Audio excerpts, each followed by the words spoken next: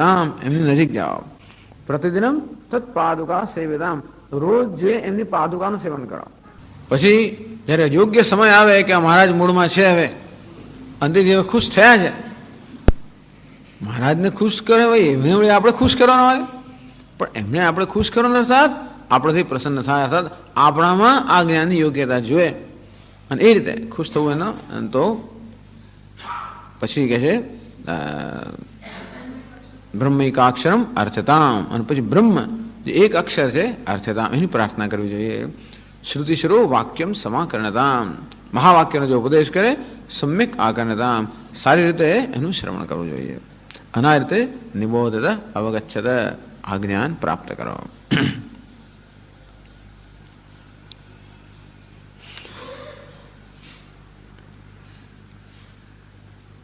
તો કેમ આવું કહે છે? એટલે શંકર આવું શ્રુતિ કે વેદ ઉપનિષદ આપણે કહે છે, એનું શું તાત્પર્ય છે? શંકરાચાર્ય આગળના વાક્ય સમજાવે છે. નહીં ઉપેક્ષિતવ્યમ ઇતિ શ્રુતિ અનુકંપયા આહ માતૃવત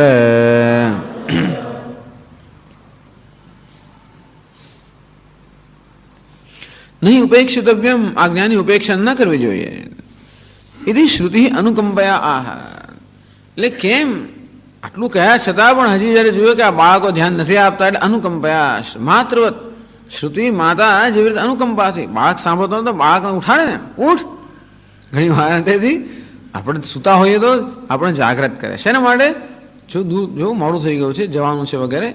અંતે રીતે આ ઊંઘતા બધા જે બાળકો છે, શ્રુતિ માતૃવત અનુકંપયા, માતા જેવી અત્યંત અનુકંપાથી, અત્યંત પ્રેમથી કહે. અને તે રીતે શ્રુતિ આપણને કહે છે કે હે જંતવ જાગ્રત, હે જંતુઓ આ જાગ્રત થાવ. નહીં ઉપેક્ષિત, અને ઉપેક્ષા ન કરવી જોઈએ. અર્થાત ન ઉઠવાને કારણે શું ગુમાવવાનું છે? તને જ્ઞાન ન હોવાને કારણે તું શું ગુમાવી રહ્યો છે એની તને જ્ઞાન, એની સમજ ન હોય તો આપણે એને જગાડવો પડે. એવી સમજ એનામાં પોતાનામાં જાગ્રત થાય, પછી આપણે કહેવાની જરૂર, પછી તો એ જ દોડવાનો છે.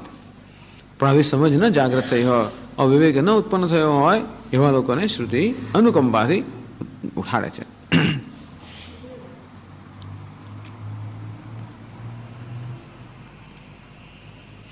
શા માટે શ્રુતિમાં આવી અનુકંપા છે?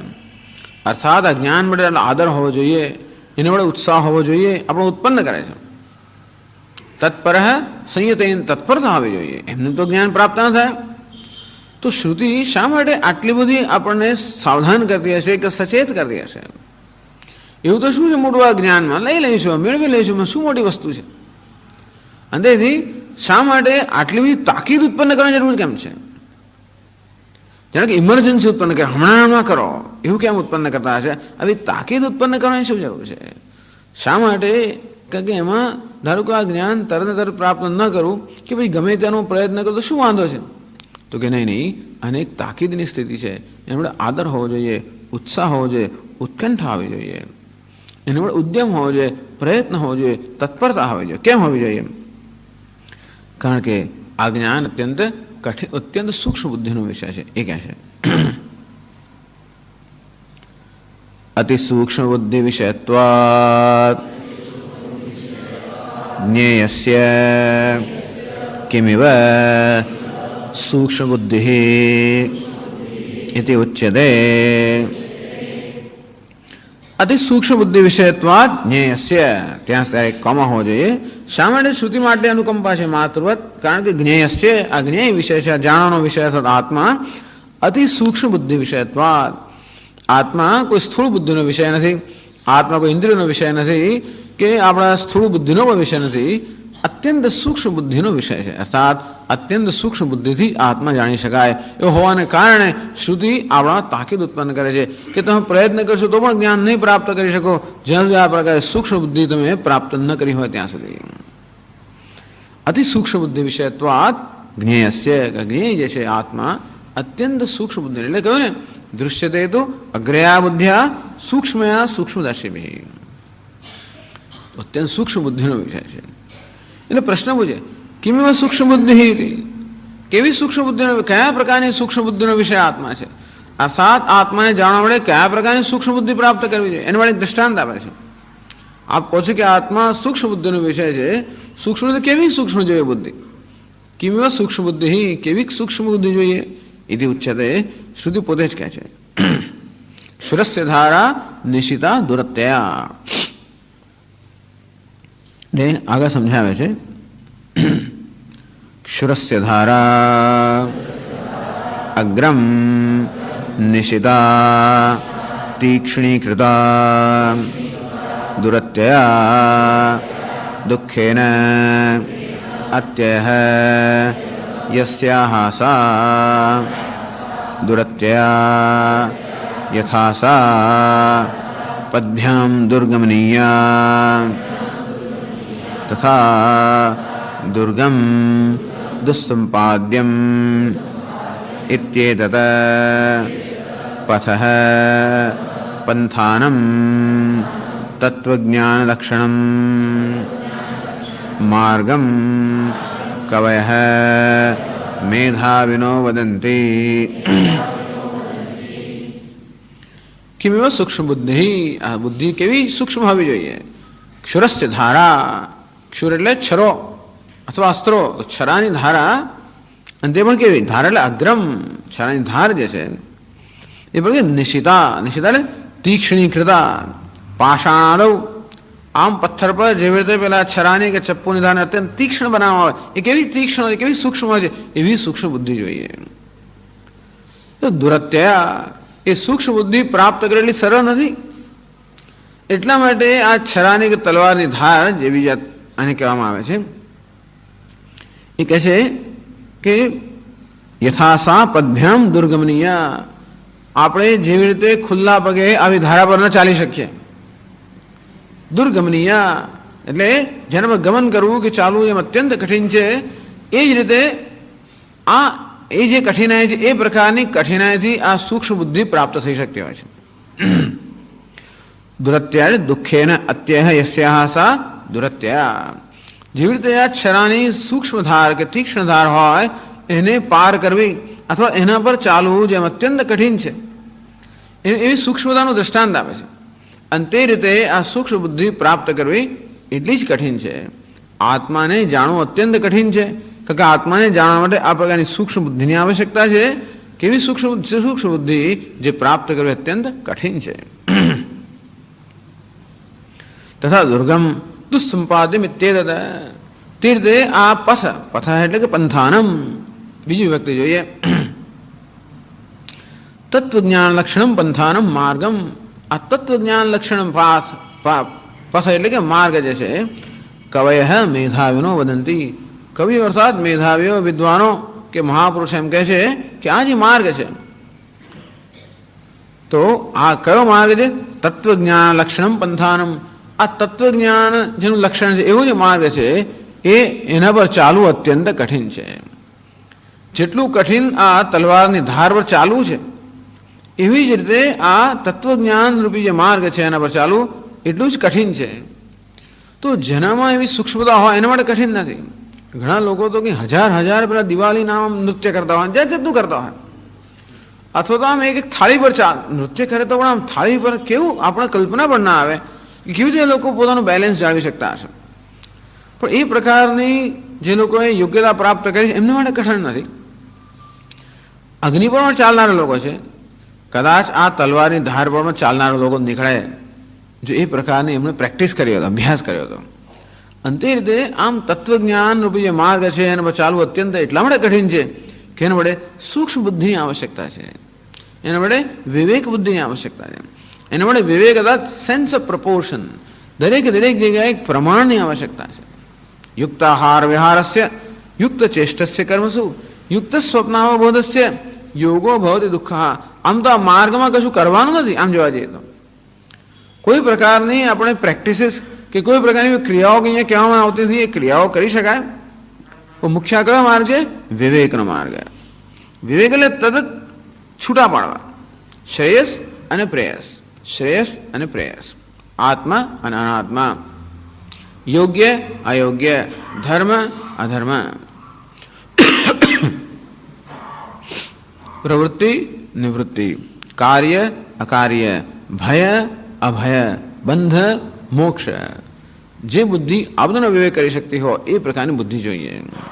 પ્રવૃત્તિમ છે નિવૃત્તિમ છે કાર્યાકાર્ય ભયાભય બંધમ મોક્ષમ છે આ વેત્તિ બુદ્ધિ સા પાર્થ સાત્વિકી. હે પાર્થ, જે બુદ્ધિ પ્રવૃત્તિ અને નિવૃત્તિનો કાર્ય કરવું જોઈએ ન કરવું જોઈએ એનો ભય અને જેમાંથી શેમાં ભય છે અને શેમાંથી ભય નથી, શેનાથી બંધન જન્મે અને શેનાથી મુક્તિ થાય, આ વિવેક જે કરી શકતી હોય એ સાત્વિક બુદ્ધિ છે. એ સાત્વિક બુદ્ધિને સૂક્ષ્મ બુદ્ધિ કહેવામાં આવે છે. બુદ્ધિ કેવી છે? સાત્વિક જોઈએ, રજસ અને તમસ રૂપી મળથી મુક્ત હોય. તો એ પ્રકારની બુદ્ધિથી સતત વિવેક કરવાનો. બસ સતત વિવેક એ જ આ માર્ગ છે, વિવેકનો માર્ગ છે. અને એને અત્યંત દુસ્સંપાદ્ય ગણાય છે. વિવેક કોઈ સરળ વસ્તુ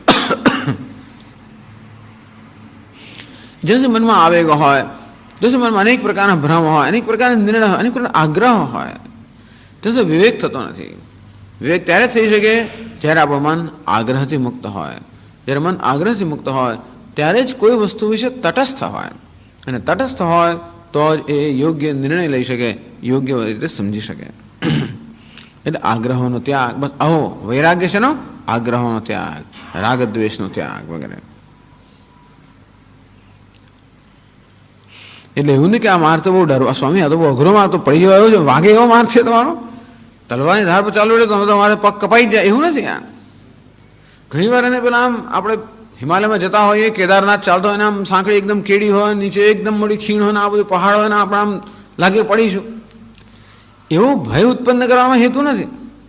સામાન્ય રીતે આ મંત્રનો એવો અર્થ કરવામાં આવે છે કે આ માર્ગ અત્યંત કઠિન છે, દુસ્સંપાદ્ય છે, અત્યંત કઠિન છે, અને માટે જો તમે સાવધાન નહીં રહો તો ક્યાંક પડી જશો, એવું કહેવાનો હેતુ નથી.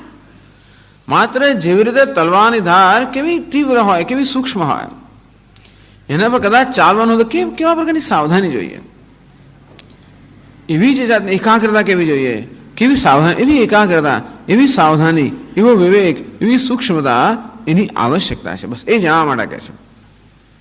આ ડરવાની જરૂર નથી, ડર ઉત્પન્ન કરવાનું નથી કહેતા, પણ સૂક્ષ્મતાનું મૂલ્ય ઉત્પન્ન કરવા માટે કહે છે.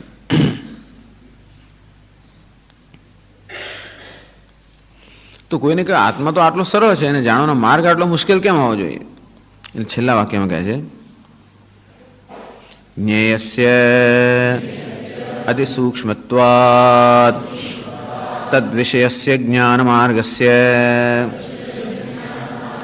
દુસ્સંપાદ્યત્વં વદન્તિ ઇત્યભિપ્રાયઃ. જ્ઞેયસ્ય અતિ સૂક્ષ્મત્વાत्, આ જે જ્ઞેય વિષય છે આત્મા છે, અતિ સૂક્ષ્મત્વાत्, સૂક્ષ્માતિ સૂક્ષ્મ સર્વનું અધિષ્ઠાન જે છે, તદ વિષયસ્ય જ્ઞાન માર્ગસ્ય દુસ્સંપાદ્યત્વં, અને તેથી એને પ્રાપ્ત કરવાનો જે માર્ગ છે, જ્ઞાન માર્ગ, એ પણ એવો સૂક્ષ્મ છે, અને તેથી સ્થૂળ બુદ્ધિ માટે પ્રાપ્ત કરવો અત્યંત કઠિન છે. ઇતિ વદંતી ઇતિ અભિપ્રાય. અને તેથી આ માર્ગની સૂક્ષ્મતા, આમાં એની જે આવશ્યક એકાગ્રતા, સાવધાની, સૂક્ષ્મતા, એની જે આવશ્યકતા છે, એટલે સતત આપણે બુદ્ધિને એકાગ્ર બનાવવાનો પ્રયત્ન કરીએ, સૂક્ષ્મ બનાવવાનો પ્રયત્ન કરીએ, સાવધાન બનાવવાનો પ્રયત્ન કરીએ, તો એની આવશ્યકતા પર ભાર મૂકવા માટે આ કહેવામાં આવ્યું છે. કહ્યું ને નહીં ઉપેક્ષિતવ્યમ ઇતિ, કે આની ઉપેક્ષા ન કરવી જોઈએ, કારણ કે એની ઉપેક્ષા અનેક અનર્થ પ્રાપ્ત થાય છે. આ જ્ઞાનની ઉપેક્ષા કરવાને કારણે અનેક અનર્થ પ્રાપ્ત થાય છે. માટે અનર્થ મુક્ત થવા માટે આ જ્ઞાનમાં મહત્વ બુદ્ધિ જન્મવી જોઈએ. જ્ઞાન મહત્વ બુદ્ધિ જન્મ્યા પછી એને માટે સાધનની તૈયાર થવી જોઈએ સૂક્ષ્મ બુદ્ધિ. સતત વિવેક, શાસ્ત્રોનું શ્રવણ, સતત ચિંતન, અને આ રીતે ધીમે આગ્રહોમાંથી મુક્તિ, રાગદ્વેષોની મુક્તિ, આમ વૈરાગ્ય, આમ વિવેક વૈરાગ્ય જે માર્ગ છે, સમાધિ ષટક સંપત્તિ, એ આમ દુસ્સંપાદ્ય એટલા મળે છે કે અત્યારે જેને આપણે મહત્વ આપે છે બધી વસ્તુ ધીમે ધીમે ધીમે મુક્ત થઈએ, અને તો જ આપણે આ માર્ગ પર પ્રયાણ કરી શકીએ. એ માટે દુસ્સંપાદ્યત્વં વદંતિ. ટૂંકમાં આની અત્યંત આવશ્યકતા, અને સાથે સાથે એ પણ સમજ કે એના માટે સાવધાનીની આવશ્યકતા છે, સૂક્ષ્મતાની આવશ્યકતા છે, અને એ પ્રકારના પ્રયત્ન માટેનું મૂલ્ય, એ પ્રકારના પ્રયત્ન માટેની તત્પરતા, એ વસ્તુનો પ્રભાર અહીંયા શ્રુતિ દેવા માંગે છે.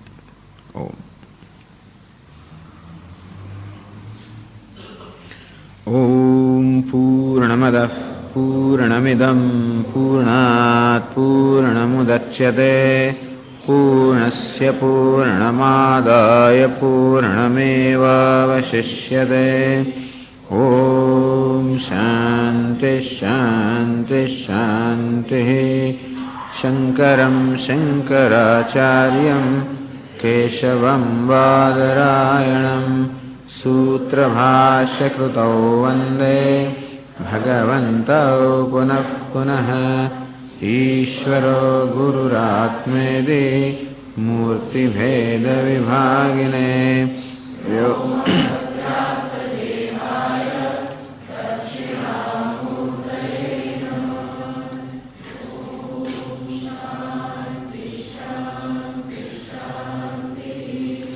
हरिः ॐ श्री गुरुभ्यो नमः। हरिः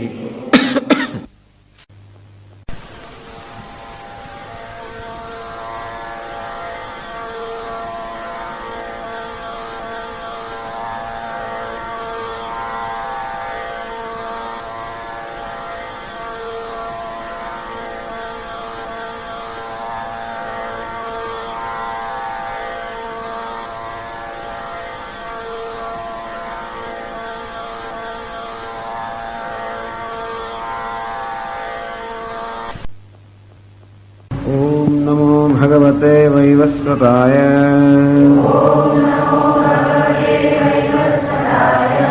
मृत्यवे ब्रह्मविद्याचार्याय नचिकेतसे च प्राज्ञः तद्यच्छेत् ज्ञान आत्मनि ज्ञानमात्मनि महति नियच्छेत् तद्यच्छेत् शान्त आत्मनि। उत्तिष्ठत जाग्रत प्राप्य वरान् निबोधत क्षुरस्य धारा निशिता दुरत्यया दुर्गम पथस्तत्कवयो वदन्ति।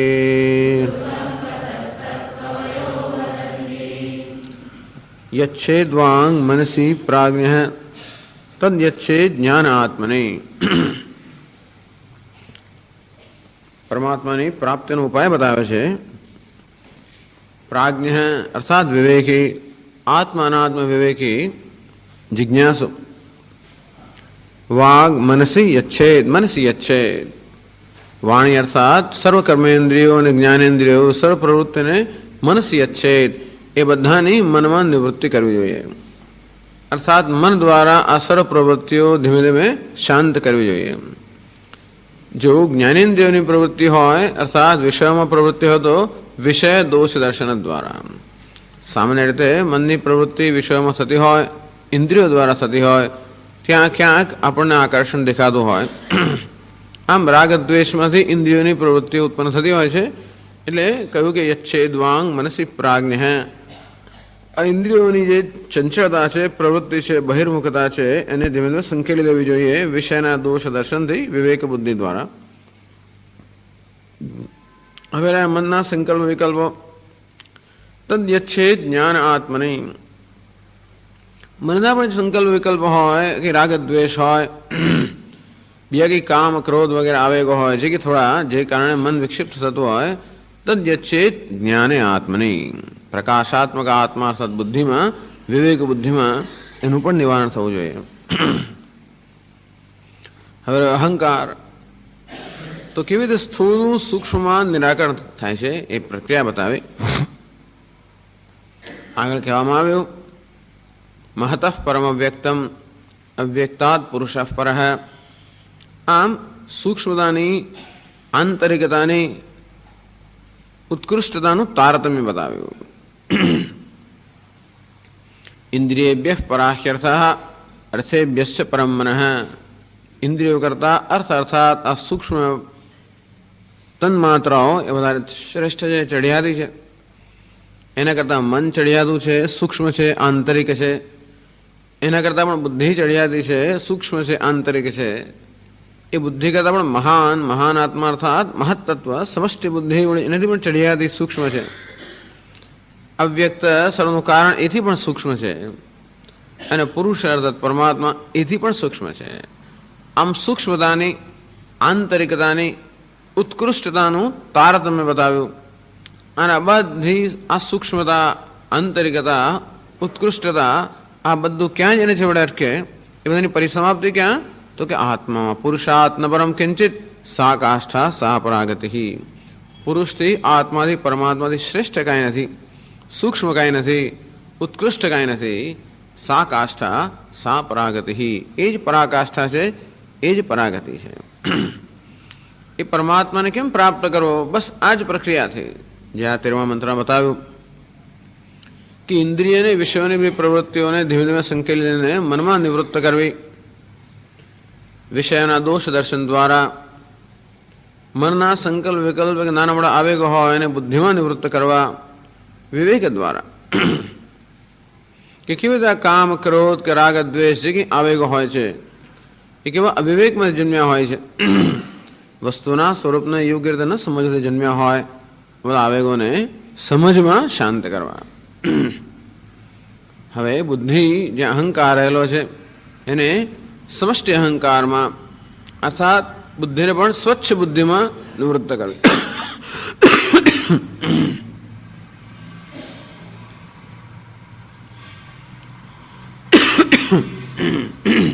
શાંત બુદ્ધિમાં નિવૃત્ત કરવી. તદ્યચ્છેદ શાંત આત્મની.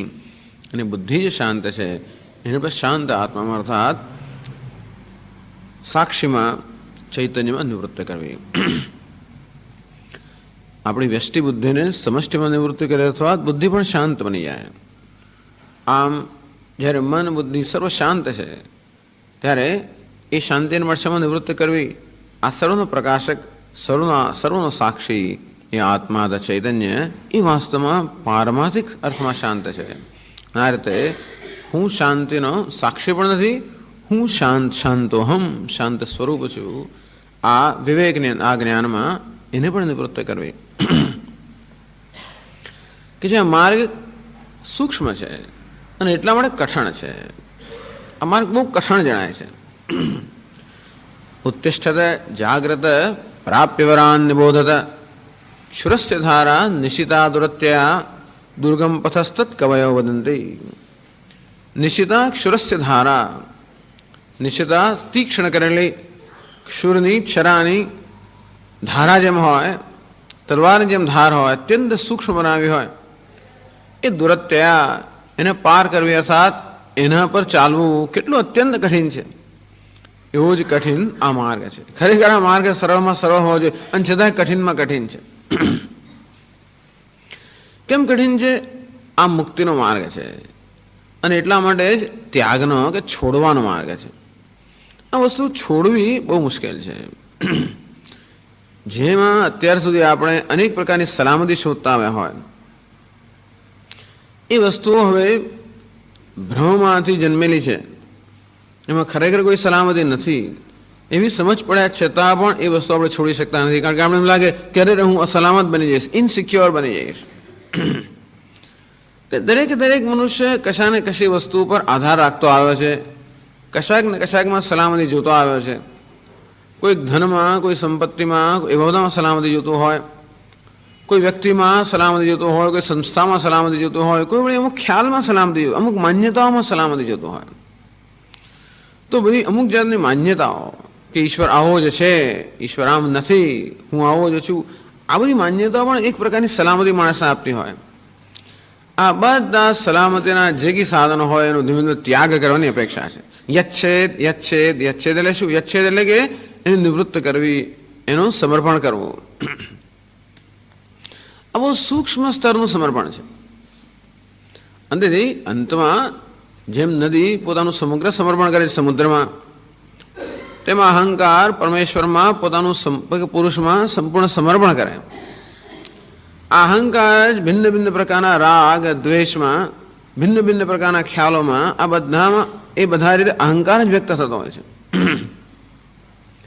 અહંકાર જ મમકાર બનતો હોય છે, એ મમકાર જ રાગદ્વેષ બનતો હોય છે, એ જ બધા આગ્રહો બનતો હોય છે.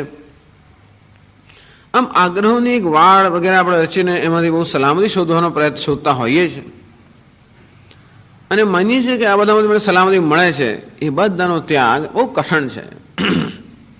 એટલા માટે શુરસ્ય ધારા નિશિતા દુરત્યા, એટલે કહે છે કે આ માર્ગ જાણે કે છરાની કે તલવારની ધાર જેવો છે. દુર્ગમ પથ તત્કવયો વદંતી. આમ સૂક્ષ્મ વસ્તુ પકડવી કે એને જાળવી રાખવી બહુ કઠિન બનતી હોય છે. સ્વામીજી સમજ પડે છે પણ આ વસ્તુ મનમાં ટકતી નથી. વળી પાછું મન પોતાની જૂની ટેવોની અંદર ઘરેડમાં એવું પડી જતું હોય છે કે જાણે કે આપણા છૂટી ના ગયું હોય અથવા જાણે કે આપણી નિષ્ઠા ન ડગી ગયું એવું લાગતું હોય. એટલે પછી તો જેને કહેવાય છે અભ્યાસ, સતત અભ્યાસ. કારણ કે મનની જે ટેવ પડી ગઈ છે વસ્તુનો આશ્રય લેવાની, સ્થૂળની અંદર વળી સરકી પડવાની, ધીમે ધીમે ધીમે આ બધું મુક્ત થવું, આ માર્ગ જે છે એ ખરેખર એક જ માર્ગ છે, આ સિવાય બીજો કોઈ માર્ગ જ નથી. અને આમ જો સરળ, ખરેખર મુક્તિનો માર્ગ સરળમાં સરળ જ હોવો જોઈએ. અને છતાં આપણે બંધનથી એવા ટેવાઈ ગયા છે અને બંધનમાંથી એક એવી સલામતી પ્રાપ્ત કરવા ટેવાયા છે કે આપણે બંધનનો ત્યાગ કરવામાં જ સલામતી લાગે છે. એ બોજ સહી અચ્છા રહેતા હૈ. તેથી આમ બોજ મૂકી દેવાનો ના આવતા આપણે કે નહીં કંઈક થઈ જશે મને. આમ અનેક પ્રકારનો ભય અને સલામતીની લાગણીઓ મનમાં હોવાને કારણે એમ લાગે કે જાણે આ માર્ગ અત્યંત કઠિન ન હોય. એમાં ખરેખર તો કોઈ માર્ગ જ નથી. ભલે મોટો રથ અને યાત્રાને બધું વર્ણન વિગતવાર કર્યું ખરું, પણ આમાં કોઈ માર્ગ નથી. સોધ્વન પારમાપનોતી તદ વિષ્ણુ પરમમ પદમ.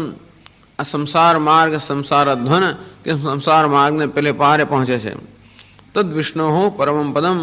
એ વિષ્ણુનું જે પરમ પદ જ એને પ્રાપ્ત કરે. એમ માને કે પ્રાપ્ત કરવાનું લાગે, જેને પ્રાપ્ત કરવાનું હોય કોઈ પ્રાપ્ત કરવાનું નથી.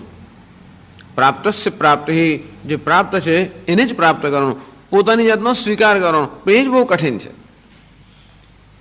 પોતાની જાતનો સ્વીકાર કરવો બહુ જ કઠિન છે. એક આત્મ તિરસ્કાર, સેલ્ફ રિજેક્શન, આત્મ તિરસ્કાર, પોતાનો તિરસ્કાર, પોતાનો જ અનાદર કરવાની એક એવી આપણને એવી ટેવ પડી ગઈ છે. કેમ જ્યારે કહેવામાં કે નહીં તું તારી જાતને માને છે એવું નથી, તું જે શોધે છે એ વાસ્તવમાં તારામાં છે, તું જ છે. અને માટે તારી જાતને તો પહેલાં પ્રેમ કર, તારો પોતાનો પહેલાં સ્વીકાર કર.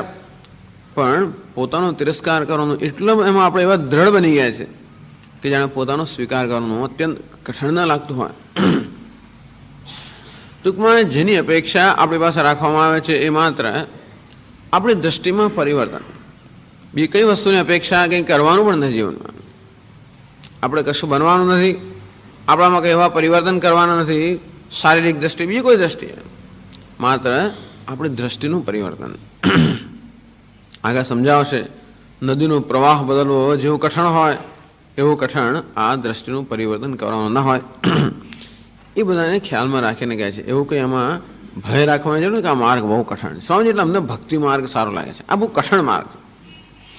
એવું કોઈ માર્ગ જ નથી. માર્ગ નામની વસ્તુ જો હોય તો આ એક જ છે, બીજો કોઈ માર્ગ નથી. એટલે એમના ભક્તિ જુદી અને પછી જ્ઞાન જુદું અને કર્મ જુદું એવું હોતું જ નથી. ભગવાને બધું જ આપણને આપેલું છે. હાથ પગ આપ્યા છે એટલે આપણે કર્મ કર્યા વગર રહેવાના જ નથી. આપણે હૃદય આપ્યું છે એટલે આપણામાં લાગણી કે પ્રેમ વગેરે આપણે રહી શકવાના નથી. અને બુદ્ધિ આપી છે એટલે સમજ વગર રહી જ ના શકીએ. કદાચ કોઈ માણસ પોતાના કોઈ વ્યક્તિત્વનો અનાદર કરીને કશાકમાં એટલે સમજને બાજુએ મૂકી દઈને અંધશ્રદ્ધાપૂર્વક કશાને વળગી રહીને કદાચ સલામતી શોધે ને એમ સંતોષ માને કે બસ બધું બરાબર છે, એ જુદી વસ્તુ છે. કદાચ પોતે બધા પોતાની લાગણીને બધાને બાજુ મૂકીને કોઈ સમજમાં જ માત્ર સંતોષ માનવા માંગતો હોય, આ બધી વસ્તુઓ જુદી છે. પણ જ્યાં સુધી સમગ્ર વ્યક્તિત્વમાં એક સંવાદિતા ન સાધવામાં આવે ત્યાં સુધી માણસની ઉન્નતિ નથી, ત્યાં સુધી મુક્તિ નથી.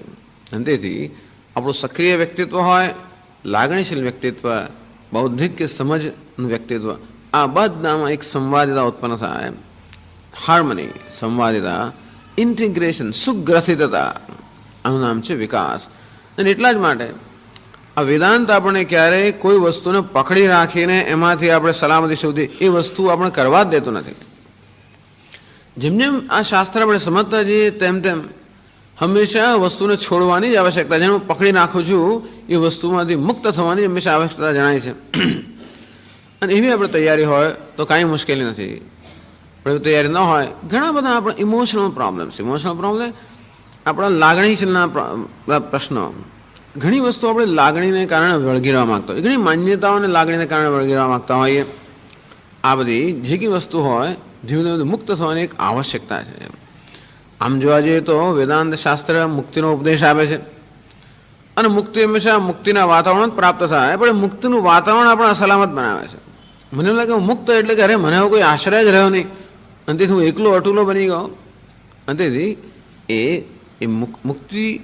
મુક્તિના વાતાવરણ પ્રાપ્ત થાય, પણ બંધનથી આપણે એવા ટેવાઈ ગયા હોઈએ કે મુક્તિ આપણે જાણે કઠણ ન લાગતી હોય. આવી બધી વસ્તુઓને કારણે કહે છે કે ક્ષુરસ્ય ધારા નિશિતા દુરત્યા. આ સૂક્ષ્મ તો ખરો જ માર્ગ, એટલે મનને સૂક્ષ્મતમ એ બનાવવાની આવશ્યકતા છે. આપણી સમજ ધીમે ધીમે ધીમે સૂક્ષ્મ બનતી જાય, સૂક્ષ્મતર બનતી જાય, સૂક્ષ્મતમ બનતી જાય. આપણી સમજને આ રીતે સૂક્ષ્મ બનાવવાની આવશ્યકતા છે. એના માટે એક આંતરિક ઉન્નતિની પણ આવશ્યકતા છે, અંતઃકરણ શુદ્ધિની આવશ્યકતા છે. આ બધી આવશ્યકતાઓ અને બોજ આપણા પર છે. કશું બહારથી કંઈક કરવામાં આવે અને મારામાં પરિવર્તન થઈ જાય એ કરતાં પણ વ્યક્તિનો પુરુષાર્થ આમાં ખૂબ અગત્યનો બની રહે છે. અને તેથી કદાચ કહેવામાં આવ્યું હશે કે આ માર્ગ જાણે કે કઠણ છે. જ્ઞેયસ્ય અતિસૂક્ષ્મત્વાત્ તદ વિષયસ્ય જ્ઞાન માર્ગસ્ય દુસ્સંપાદ્યત્વં વદન્તિ તે અભિપ્રાય. છેલ્લા વાક્યમાં કહ્યું જ્ઞેયસ્ય અતિસૂક્ષ્મત્વાત્, જે જ્ઞેય વિષય છે બ્રહ્મ આત્મતત્વ છે, અતિસૂક્ષ્મત્વાત્ એ અત્યંત સૂક્ષ્મ છે એવું હોવાને કારણે તદ વિષયસ્ય જ્ઞાન માર્ગસ્ય દુસ્સંપાદ્યત્વમ, અંતેથી એ સૂક્ષ્માદિ સૂક્ષ્મ જે પરમાત્મા છે એની પ્રાપ્તિનો માર્ગ જ્ઞાન, એ જ્ઞાન માર્ગ પણ એ પણ દુસ્સંપાદ્ય છે, અર્થાત એમાં પ્રાપ્ત કરવો અત્યંત કઠિન છે એવું કવય વદંતી. આમ કવિઓ, મેધાવી કે વિદ્વાન પુરુષો આ રીતે કહે છે.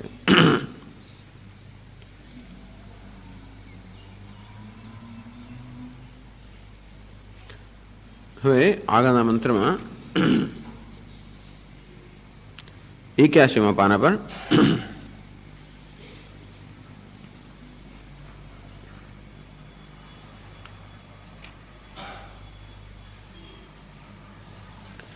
કેવી રીતે આત્મા સૂક્ષ્મ છે અને આત્માની પ્રાપ્તિનો માર્ગ અર્થાત જ્ઞાન પણ અત્યંત સૂક્ષ્મ છે, એ કેવી રીતે છે એ હવે 15મા મંત્રમાં સમજાવે છે. એની પહેલા શંકરાચાર્યજી આ 15મા મંત્રની એક અવતરણિકા એટલે કે ઇન્ટ્રોડક્શન આપે છે 81મા પાના પર.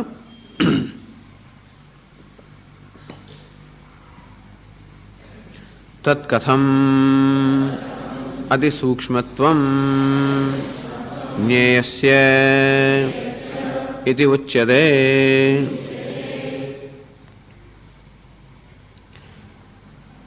તત્કથમ, તો કે આપ કહો છો કે આ માર્ગ અત્યંત કઠિન છે કે દુસ્સંપાદ્ય છે, એ કેવી રીતે? તો કહે છે કે અતિ સૂક્ષ્મત્વમ જ્ઞેયસ્ય ઇતિ ઉચ્યતે. જ્ઞેયસ્ય અતિ સૂક્ષ્મત્વમ, અજ્ઞેય, જ્ઞાતા, જ્ઞાન અને જ્ઞેય. જ્ઞાતા અર્થાત જ્ઞાન પ્રાપ્ત કરનાર, જ્ઞેય અર્થાત જે જ્ઞાનનો વિષય છે તે, અને જ્ઞાન એટલે આ જ્ઞાન. આમ ત્રણ વસ્તુ છે, જ્ઞાતા, જ્ઞેય અને જ્ઞાન. તો જ્ઞાન હંમેશા જ્ઞેયને અનુરૂપ હોય. જેમ કે મારી સમક્ષ આ ફૂલ છે, ચંપાનું ફૂલ છે, આને શું કહેવાય? જ્ઞેય, જ્ઞાનનો વિષય. હું કોણ છું? જ્ઞાતા. અને આ ચંપો છે એને શું કહેવાય? જ્ઞાન. તો જેટલું આ જ્ઞાનનો વિષય સૂક્ષ્મ એટલું જ્ઞાન પણ સૂક્ષ્મ, કારણ કે જ્ઞાન હંમેશા વિષયને અનુરૂપ જ હોવું જોઈએ. અંતેથી આ એકદમ ઝીણો નાનો પદાર્થ હોય તો પછી એને જોવાની દ્રષ્ટિ પણ આપણે એકદમ સૂક્ષ્મ કરવી પડે, અને મારે પણ સૂક્ષ્મ બનવું પડે. આમ ત્રણેયનું બરોબર ટ્યુનિંગ અપ હોય. જેવો વિષય હોય એ જ પ્રકારે અમારી આ જેવો અત્યંત સૂક્ષ્મ વિષય હોય તો મારી આંખોને પણ બરોબર સરવી કરવી પડે. અને મારે પણ વધારે એકાગ્રતા જાળવવી પડે. આમ સૂક્ષ્મ દર્શક યંત્રથી કે સૂક્ષ્મમાં સૂક્ષ્મ પદાર્થને જોવો હોય તો કેવી પહેલાં પેલો આપણે કાચને બરાબર ટ્યુનઅપ કરવો પડે, લેન્સને આપણી આંખોનું બરાબર ટ્યુનઅપ કરવી પડે. એટલે જે જ્ઞેય વિષય છે તે, જે જ્ઞાનનું સાધન છે તે અને જે જ્ઞાન પ્રાપ્ત કરનાર છે એ ત્રણેયની અંદર ટ્યુનિંગ અપ સંવાદિતા હોય ત્યારે જ્ઞાન પ્રાપ્ત થાય. જેવો જ્ઞાનનો વિષય છે એટલો સૂક્ષ્મ, એટલું જ્ઞાનનું સાધન મન એને પણ સૂક્ષ્મ બનવું પડે અને એટલું જ્ઞાતા જ્ઞાન પ્રાપ્ત કરનાર છે એને પણ સૂક્ષ્મ બનવું પડે. એટલે કહે છે કે તત્ કથમ અતિ સૂક્ષ્મત્વમ જ્ઞેયસ્ય, આ જ્ઞેય અર્થાત પરમાત્મા અત્યંત સૂક્ષ્મ છે. એ કેવી રીતે? તો કે સા કા પુરુષાન્ન પરમ કિંચિત સા કાષ્ઠા સા પરાગતિ. પુરુષ કે પરમાત્માથી કંઈમાં પર નથી, ચઢિયાતું નથી, આંતરિક નથી. એ સર્વ સૂક્ષ્મત્વની સર્વપરત્વની પરાકાષ્ઠા છે, વિશ્રાંતિ સ્થાન છે. સ્થૂલ સૂક્ષ્મ તારતમ્ય વિશ્રાંતિ સ્થાનત્વાત. આમ સ્થૂળમાંથી સૂક્ષ્મ, સૂક્ષ્મમાંથી વધારે એથી પણ વધારે સૂક્ષ્મ અને વિશ્રાંતિ સ્થાન કયું, એની અવધિ કઈ તો કે પરમાત્મા. અંતેથી એને એ સર્વથી અતિ સૂક્ષ્મ છે એ કહે છે ઉચ્ચદે. એ જ કહેવામાં આવે છે 15મા મંત્રમાં. એ પહેલાં સમજાવે છે આચાર્ય. સ્થૂલ તાવત ઇયમ મેદિની શબ્દસ્પર્શ રૂપરસ ગંધોપચિતા સર્વેન્દ્રિય વિષયભૂતા તથા શરીરમ. સ્થૂલા તાવત ઇયમ મેદિની. શંકરાચાર્ય મહારાજ પેલા આપણે સમજાવે છે સ્થૂળ અને સૂક્ષ્મનો જે આખો ખ્યાલ છે એ આપણે સમજાવે છે કે સ્થૂળમાં સ્થૂળ કયું? સ્થૂલા તાવત ઇયમ મેદિની. તો એ સમજાવે છે કે આ એમ મેદિની એટલે પૃથ્વી, આ પૃથ્વી તત્વ છે. પૃથ્વી એટલે પૃથ્વી તત્વ. આ પૃથ્વી તત્વ છે એ સ્થૂળમાં સ્થૂળ છે. તો સ્થૂળ કોને આપણે કહીએ? શબ્દ સ્પર્શ રૂપ રસ ગંધોપચિતા. આ પૃથ્વીની અંદર પૃથ્વી તત્વમાં શબ્દ સ્પર્શ રૂપ રસ અને ગંધ આ પાંચે પાંચ ગુણ રહેલા છે. શબ્દ, પૃથ્વી પડે તો અવાજ, આપણે કંઈક માટીનો ટુકડો હોય એ પડે તરત અવાજ આવે, શબ્દ ગુણ એનામાં છે. એને આપણે અટકી શકીએ છીએ, સ્પર્શ ગુણ છે. રૂપ એનો એક રંગ છે, એનો એક આકાર છે. રસ એનો સ્વાદ છે. ગંધ એની કોઈ ગંધ છે. આમ પૃથ્વી તત્વ છે એના પાંચે પાંચ ગુણો છે. જેટલા વધારે ગુણ એટલું તત્વ વધારે સ્થૂળ. સર્વેન્દ્રિય વિષયભૂતા. સ્થૂળ કોને કહેવાય?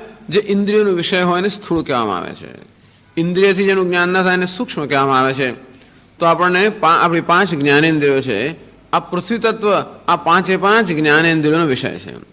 અર્થાત આપણે કાનથી પૃથ્વીને સાંભળી પણ શકીએ, ગડગડાટ થતો હોય ઘણી પૃથ્વી તત્વની અંદર પણ આમ પેલો માટી આમ ઢેફા નાખતો હોય તો આમ ગડગડ અવાજ થતા હોય છે ને, આપણે સાંભળી શકીએ. કાનથી ત્વચાથી સ્પર્શ કરી શકીએ, આંખોથી જોઈ શકીએ, જીભથી સ્વાદ લઈ શકીએ અને નાકથી સૂંઘી શકીએ. આ પાંચેય જ્ઞાનેન્દ્રિયોનો વિષય છે પૃથ્વી, અને માટે એ સ્થૂળમાં સ્થૂળ છે. તથા શરીરમ. તો પૃથ્વી આદિભૌતિક સ્તર પર કયું? શરીરમ. આધ્યાત્મિક અર્થાત વ્યક્તિગત સ્તર પર આ શરીર છે એ સ્થૂળમાં સ્થૂળ છે. બધા લોકો થોડાક આગળ આવી જશો તો પાછળ જરા જગ્યા છે. થોડાક આગળ આવી જાઓ.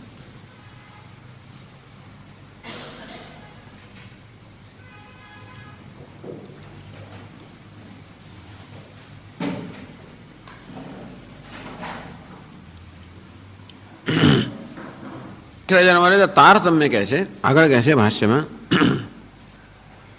તત્ર એકૈક ગુણાપકર્ષેણ ગંધાદીનાં સૂક્ષ્મત્વ મહત્વ વિશુદ્ધત્વ નિત્યત્વાદિ તારતમ્યમ દૃષ્ટમ અબાદિષુ યાવદાકાશમ ઇતિ તે ગંધાદયઃ સર્વે એવ સ્થૂલત્વાદિ કારણાઃ શબ્દાંતાઃ યત્ર સંતે કિમુ તસ્ય સૂક્ષ્મત્વાદે નિરતિશયત્વં વક્તવ્યમ ઇત્યેતદ્ દર્શયતિ શ્રુતિઃ. સ્થૂલા તાવત યમ મેદિની. આજે પૃથ્વી કે પૃથ્વી તત્વ છે એ સ્થૂળમાં સ્થૂળ છે, કારણ કે પાંચે ગુણ ધરાવે છે અને પાંચે જ્ઞાનેન્દ્રિયોનો વિષય છે. તત્ર એક ગુણ અપકર્ષેણ ગંધાદીનામ સૂક્ષ્મત્વ મહત્વ વિશુદ્ધ નિત્યત્વાદિ તારતમ્યમ દ્રષ્ટમ અબાધિષુ. બીજું તત્વ છે જળ. એ જળ તત્વ પૃથ્વી કરતાં સૂક્ષ્મ છે. જળમાં 4 જ ગુણ રહેલા છે, 5 નહીં.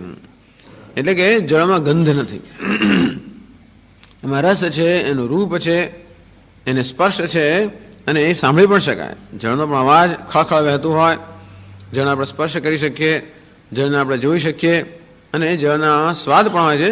જળમાં કોઈ ગંધ નથી. કદાચ એમાં ગંધ હોય તો પણ એ પૃથ્વી તત્વની ગંધ છે, જળની પોતાની નથી. એ દ્રષ્ટિએ જળ જે છે એ 4 જ્ઞાનેન્દ્રિયો વિશે 5 જ્ઞાનેન્દ્રિયોને માટે એ સૂક્ષ્મ છે. અને સૂક્ષ્મત્વ મહત્વ, જે વસ્તુ સૂક્ષ્મ હોય એમ વધારે મહાન હોય કે વધારે વ્યાપક હોય.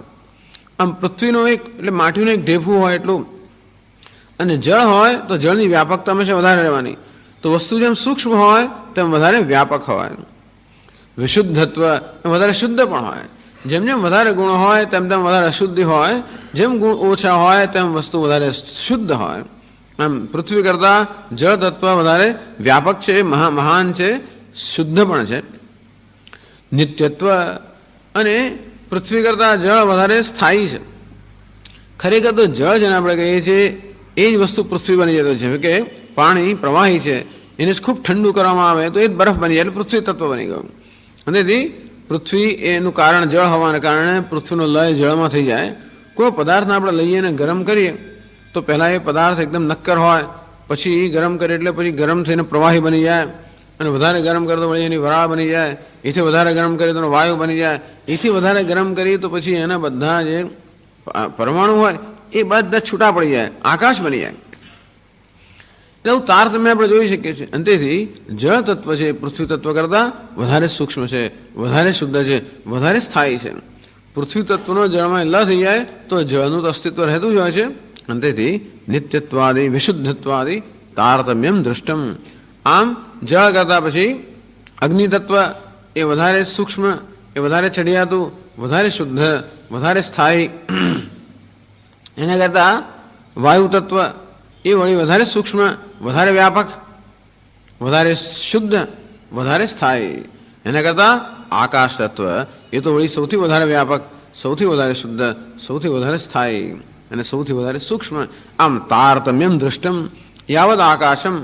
આમ જળથી માંડીને આકાશ સુધી આ બધા તત્વોની અંદર આપણને આવું તારતમ્ય એટલે કે માત્રા એની વધારે વધારે આપણને પ્રાપ્ત થાય. આમ દરેક તત્વ પહેલાં કરતાં વધારે વ્યાપક, વધારે સૂક્ષ્મ, વધારે ચડિયાતું, વધારે શુદ્ધ, વધારે સ્થાયી, આકાશ સુધી. ઇતિ તે ગંધાદય સર્વૈવ સ્થૂલત્વાદિ કારણાઃ શબ્દાંતઃ યત્ર ન સંતિ. પણ કે જે પરમાત્મા કેવો છે, આમનો એકેય ગુણ જેનામાં નથી. આ બધા તત્વો પણ સૂક્ષ્મતા ધરાવે છે, વ્યાપકતા ધરાવે છે, નિત્યતા ધરાવે છે, શુદ્ધત્વ ધરાવે છે, પણ એમાંનો એકેય ગુણ જેનામાં નથી એવો જે પરમાત્મા છે. તે ગંધાદય સર્વૈવ યત્ર ન સંતિ. એમાંનું એકેય પણ જ્ઞાન ન હોય. એ કહેવાય સ્થૂલત્વાદિ કારણાઃ. એ ગંધ વગેરે ગુણ હોવાને કારણે એને સ્થૂળ કહેવામાં આવે છે. એટલા માટે સ્થૂળ છે. પણ જેને કારણે વસ્તુ સ્થૂળ હોય, જેને કારણે વસ્તુ અનિત્ય હોય, જેને કારણે વસ્તુ અશુદ્ધ હોય, જેમ ગુણ વધારે હોય એમ અશુદ્ધ કહેવાય, જેમ ગુણ વધારે હોય એની વ્યાપકતા ઓછી હોય, જેમ ગુણ વધારે હોય એમ એની સ્થાયી પણ ઓછું હોય, જેમ ગુણ વધારે હોય એમ સૂક્ષ્મત્વ ઓછું હોય. અને તેથી આ ગુણની હાજરી જે છે એ જ વસ્તુને સ્થૂળ બનાવે છે, એ વસ્તુને અસ્થાયી બનાવે છે, એ વસ્તુને અનિત્ય બનાવે છે, એ જ વસ્તુને અશુદ્ધ બનાવે છે. અશુદ્ધ બનાવનાર, અનિત્ય બનાવનાર, સ્થૂળ બનાવનાર અને સંકુચિત બનાવનાર એ ગુણો છે. એકેય ગુણ જેનામાં નથી એની શુદ્ધિની, એની નિત્યતાની, એની વ્યાપકતાની કઈ માત્રા હોય એની કોઈ પ્રકારની મર્યાદા નથી. એટલે પરમાત્મા છે નિરતિશય સૂક્ષ્મ, નિરતિશય શુદ્ધ, નિરતિશય વ્યાપક, નિરતિશય ઉત્કૃષ્ટ, નિરતિશય સ્થાયી, નિરતિશય નિત્ય. એની નિત્યત્વની પણ કોઈ માત્રા નથી, શુદ્ધિની કોઈ માત્રા નથી, સૂક્ષ્મતાની પણ માત્રા નથી, વ્યાપકતાની પણ માત્રા નથી. સર્વે એવ સ્થૂલત્વાદિ કારણાઃ યત્ર ન સંતિ કિમુ તસ્ય સૂક્ષ્મત્વાદિ નિર્દિશયત્વમ વક્તવ્યમ. તો પછી એની સૂક્ષ્મતા અને શુદ્ધતા વગેરે છે એ નિર્દિશય, એ ચઢિયાતું કોઈ નથી. આમ સૂક્ષ્મતાની, શુદ્ધતાની, વ્યાપકતાની, નિત્યતાની જે પરાકાષ્ઠા છે એનું કેવું વક્તવ્યમ, એને સૂક્ષ્મતા મળે તો કહેવું જ શું? એમ કહીને 15મા મંત્રમાં શ્રુતિ બતાવે છે કે કેવી રીતે પરમાત્મા સર્વથી સૂક્ષ્મ, સર્વથી શુદ્ધ, સર્વથી નિત્ય, સર્વથી વ્યાપક છે. અને જેટલો સૂક્ષ્મ હોય, જેટલો વ્યાપક હોય એટલું જાણવું કઠણ છે. વસ્તુ જેટલી સૂક્ષ્મ હોય એટલી આપણી દ્રષ્ટિ અને આપણા મનને પણ એટલું સૂક્ષ્મ બનાવવું પડે તો જ એ સૂક્ષ્મ વસ્તુને જાણી શકીએ. નહીં કશું દેખાય નહીં. નાની નાની વસ્તુઓ બધા આકાશમાં તારાઓ બધા હોય, મોટા મોટા અને એકદમ ચળકતા હોય દેખાય, કોઈ જે ઝાંખા ઝાંખા હોય દેખાતા નથી હોતા.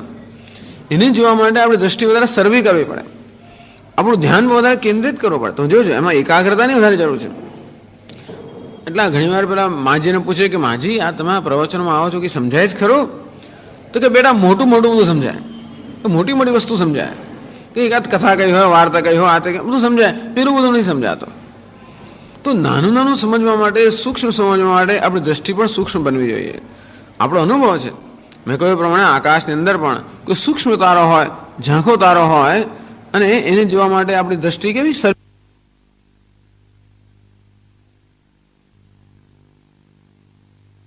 કેટલું એકાગ્ર બનાવવું પડે, કેટલું વ્યાપક બનાવવું પડે. વ્યાપક એટલે એકોમોડેટિવ. આકાશ કેવું વ્યાપક છે, બધાને સમાવી લે છે. એથી પણ વધારે વ્યાપક આપણે બનવું પડે કે પરમાત્મા છે બધાને સમાવી લેનારો છે, સર્વત્ર વ્યાપ્ત હોવાને કારણે બધાને સમાવી લે છે. આકાશ એમ કશાયનો વિરોધ નથી, તેવી રીતે પરમાત્મા કશાયનો વિરોધ નથી. આવી વ્યાપકતા, આ મનની વ્યાપકતા જોઈએ, કોઈ પ્રકારનો વિરોધ ના હોય, બધાનું એકોમોડેશન, બધાને સમાવી લેવાનું હોય. આવી જાતની સૂક્ષ્મતા, આમાં આપણને તો હંમેશા વિરોધ બહુ સારો લાગતો હોય. કશાકનો વિરોધ કરીને એટલે આપણને લાગે કે આપણો કંઈક પક્ષ છે. હંમેશા દરેકે કોઈ પક્ષ પકડીને બેસી જવું સારું હોય છે, કે આપણને લાગે હા બસ આ મારું છે અને એમાં મને સલામતી જણાય. એટલે સ્વામી કે ઈગો, જાત જાતના અહંકાર હોય છે. ઘણા લોકો ધર્મનો એક અહંકાર હોય કે અમે ફલાણા છે, અમે તો સ્વામિનારાયણ છીએ, અને અમે તો સનાતન છીએ, અને અમે ફલાણા છીએ એમ કરીને આમ એનું પણ એક આપણે એમ સલામતી, આઈ બિલોંગ ટુ સમથિંગ. કશાકમાં મારું એ કંઈક સ્વામીજી પછી આપણી સંસ્થાને વડે સભ્ય થવા મળે છે. હું સભ્ય એવું તો લાગે ભાઈ આ હું સભ્ય છું અને મારું કંઈક છત્રછાયા છે, કંઈક રક્ષણ છે. એ મનુષ્યનો તો છે જ. દરેક જણ કશુંક છત્રછાયા કે રક્ષણ શોધતું જ હોય. આમ કોઈ વિચારોમાંથી, ખ્યાલમાંથી, કંઈક અહંકારમાંથી શોધતા હોય. નેશનલ ઈગો, અમે ભારતીય છે, અને એટલે પણ આપણે બીજા બધાના વિરોધી. ધર્મનો અહંકાર, દેશનો અહંકાર, રાજ્યનો અહંકાર, ભાષાનો અહંકાર, જાત જાતના અહંકાર હોય. એ બધા અહંકારમાંથી મનુષ્ય છેવટે તો સલામતી શોધતો હોય છે. અને આ બધું છોડવું બહુ કઠણ લાગે છે. કદાચ આપણે ઘર બહાર છોડી દઈએ, આ બધી વસ્તુઓ ઘણીવાર છોડવી બહુ મુશ્કેલ નથી. ખાવાનું છોડી દો, ચાલો હું 2 જ વસ્તુ ખાઈશ, વધારે નહીં ખાઓ, બહુ અઘરું નથી. ઝાડની સુઈશ એ કદાચ એટલું અઘરું નથી. શરીર જરા કસાયેલું હોય ને એ હોય તો એનો વાંધો નથી આવતો. આમ શારીરિક અગવડો વેઠવી પણ એટલી બધી મુશ્કેલ નથી આવતી. જોકે જે લોકો બહુ આમ પેલા જીવનથી ટેવાયેલા મુશ્કેલ હોય, પણ કદાચ એ પણ આપણે કરી શકીએ. પણ આ જે વસ્તુ છોડવાની આવે છે એ સૂક્ષ્મતા વધારે કઠણ છે, વધારે ડિમાન્ડિંગ છે. મેં કહું ને, એટલે પરમાત્મા સર્વથી વ્યાપક છે, કશાનો વિરોધ નથી. અંતેથી બધો વિરોધ મનમાંથી જતો રહે, એમાં કોઈ અશુદ્ધિ નથી, બધી અશુદ્ધિ મનમાંથી જતી રહે. આમ એ નિત્ય શુદ્ધ હોવાને કારણે આપણું મન પણ એવું શુદ્ધ હોય, એમાં કોઈ અશુદ્ધિ ન હોય, વ્યાપક હોવાને કારણે મન પણ એટલું વિશાળ હોય. આનું નામ છે સાધના. તો જ્ઞાનમાં કોઈ સાધના રહેલી નથી, પણ આ પ્રકારે મનને આ જ્ઞાન યોગ્ય બનાવવામાં સાધના રહેલી છે. એમાં જરૂર શાસ્ત્રનું શ્રવણ અને મનન એ મહાન સાધના છે. કારણ કે વસ્તુઓ, જે વસ્તુઓ આપણે મુખ્યત્વે સંકુચિત બનાવે છે એ આપણા ભિન્ન ભિન્ન પ્રકારના ખ્યાલો અને આગ્રહો અને માન્યતાઓ, જેને આપણે છોડવા નથી ઈચ્છતા હોતા. તો જેમ જેમ આપણા આગ્રહો, આપણી માન્યતાઓ, આપણો અહંકાર એ કેવું આપણે બંધન કરનાર છે આપણે સમજીએ. અર્થાત જે વસ્તુમાંથી હું સલામતી શોધું, જે વસ્તુ કેમ મને બંધન કરનાર છે, જેમ જેમ સમજ પડે તેમ તેમ વસ્તુ આપણે છૂટે. આ વિચારનો માર્ગ છે. એ વિચારનો માર્ગ બહુ કઠણ છે. કશું કરવાનું આપો ને સ્વામી, તમે કરવાનું કહો તો ખબર પડે. કેટલા જપ કરવા, કેટલું કરવું, આ કરવું એ બધું બરાબર છે, એ જરૂર છે. પણ છેવટે આ વિચારનો માર્ગ હોવાને કારણે પેલું હંમેશા કર્મ એ વધારે સરળ છે, ઉપાસના જરા વધારે મુશ્કેલ છે, અને વિચાર એથી પણ વધારે મુશ્કેલ છે. એ હોવાને કારણે પણ આ માર્ગને સૂક્ષ્મ કહેવાય છે અને તેથી કઠણ કહેવાય છે. એટલે પરમાત્મા સૂક્ષ્મથી સૂક્ષ્મ વિષય હોવાને કારણે, નજીકમાં નજીક હોવાને કારણે, દૂર હોય તો જાણી શકે, નજીકમાં નજીક હોવાને કારણે મનને પણ શાંત, સ્વસ્થ, અંતર્મુખ બનાવવાની આવશ્યકતા હોય છે. એને સર્વ બહિર્મુક્તમાંથી મુક્ત કરવાની આવશ્યકતા હોય છે. આ બધાને કારણે કદાચ આ માર્ગને કઠણ કહેલો છે. પણ આ સિવાયનો કશો માર્ગ હોત તો આપણે આને છોડી દેત. આ સિવાય બીજો કશો માર્ગ હોય તો જુદી વાત છે. પણ ઇમોશનલ મેચ્યોરિટી માટે, પરિપક્વતા માટેનો આ એક જ માર્ગ છે, બીજો કોઈ માર્ગ નથી. કિમુ તસ્ય સૂક્ષ્મત્વાદિ નિર્દિશયત્વ વક્તવ્યમિતિ એતદ દર્શયતિ શ્રુતિ. અંતો પછી એના સૂક્ષ્મત્વ માટે, વ્યાપકવા માટે શું કહેવું એ શ્રુતિ બતાવે છે 15મા મંત્રથી. એટલે 15મા મંત્રમાં કહે છે, અશબ્દમસ્પર્શમરૂપમવ્યયમ તથા રસમ નિત્યમગંધવચ્ચયત અનાદ્યનંતમ મહતઃ પરમ ધ્રુવમ નિચાયતન મૃત્યુમુખાત પ્રમુચ્યતે.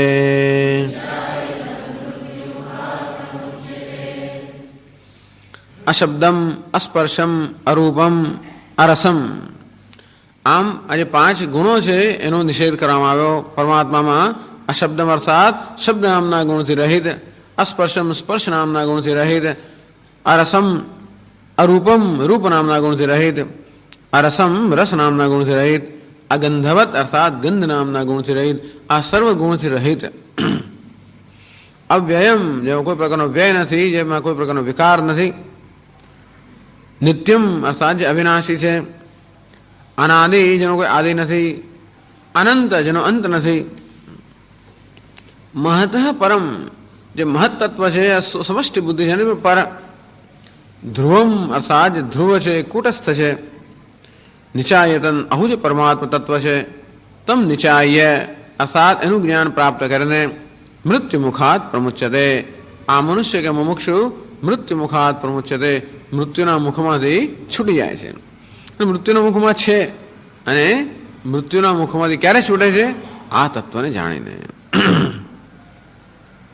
ભાષ્યમાં સમજાવે છે,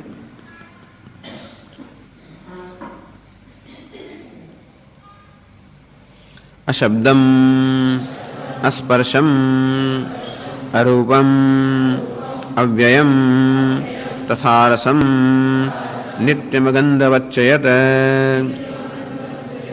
એતદ્વ્યાખ્યાતમ બ્રહ્મ અવ્યયમ.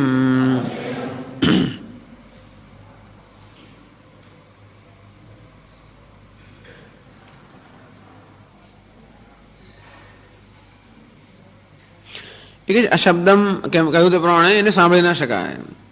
અસ્પર્શમ, જેને સ્પર્શ ના કરી શકાય, અર્થાત જે સાંભળવાનો શબ્દનો વિષય નથી, શ્રવણનો વિષય નથી. અસ્પર્શમ અર્થાત જે સ્પર્શનો વિષય નથી, જેને સ્પર્શ ન કરી શકાય, જે સ્પર્શથી પર છે. અરૂપમ, જેને જોઈ ન શકાય, રૂપ રંગથી જે પર છે. અગંધમ અરસમ, જેનો સ્વાદ ન લઈ શકાય, જે સ્વાદથી પર છે. અગંધમ, જેને સૂંઘી ન શકાય, જે ગંધથી પર છે. એતદ વ્યાખ્યાતમ, આ રીતે આત્મતત્વની વ્યાખ્યા કરવામાં આવે છે. હવે શંકરાચાર્ય સમજે અવ્યયમ. પહેલા બ્રહ્મ કેવું છે? અવ્યયમ. આ બ્રહ્મની આ પ્રકારે વ્યાખ્યા કરવામાં આવે છે. આવું બ્રહ્મ કેવું છે? અવ્યય, જેનો વ્યય નથી. હવે એ શબ્દ સમજાવે છે અવ્યયમ. યદ્ધિ શબ્દાદિમત તદ્વ્યેતિ ઇદંતો અશબ્દાદિમત્વાત અવ્યયમ ન વ્યેતિ ન ક્ષીયતે અતઃ એવ ચ નિત્યમ યદ્ધિ વ્યેતિ તદનિત્યમ ઇદંતો ન વ્યેતિ અતઃ નિત્યમ.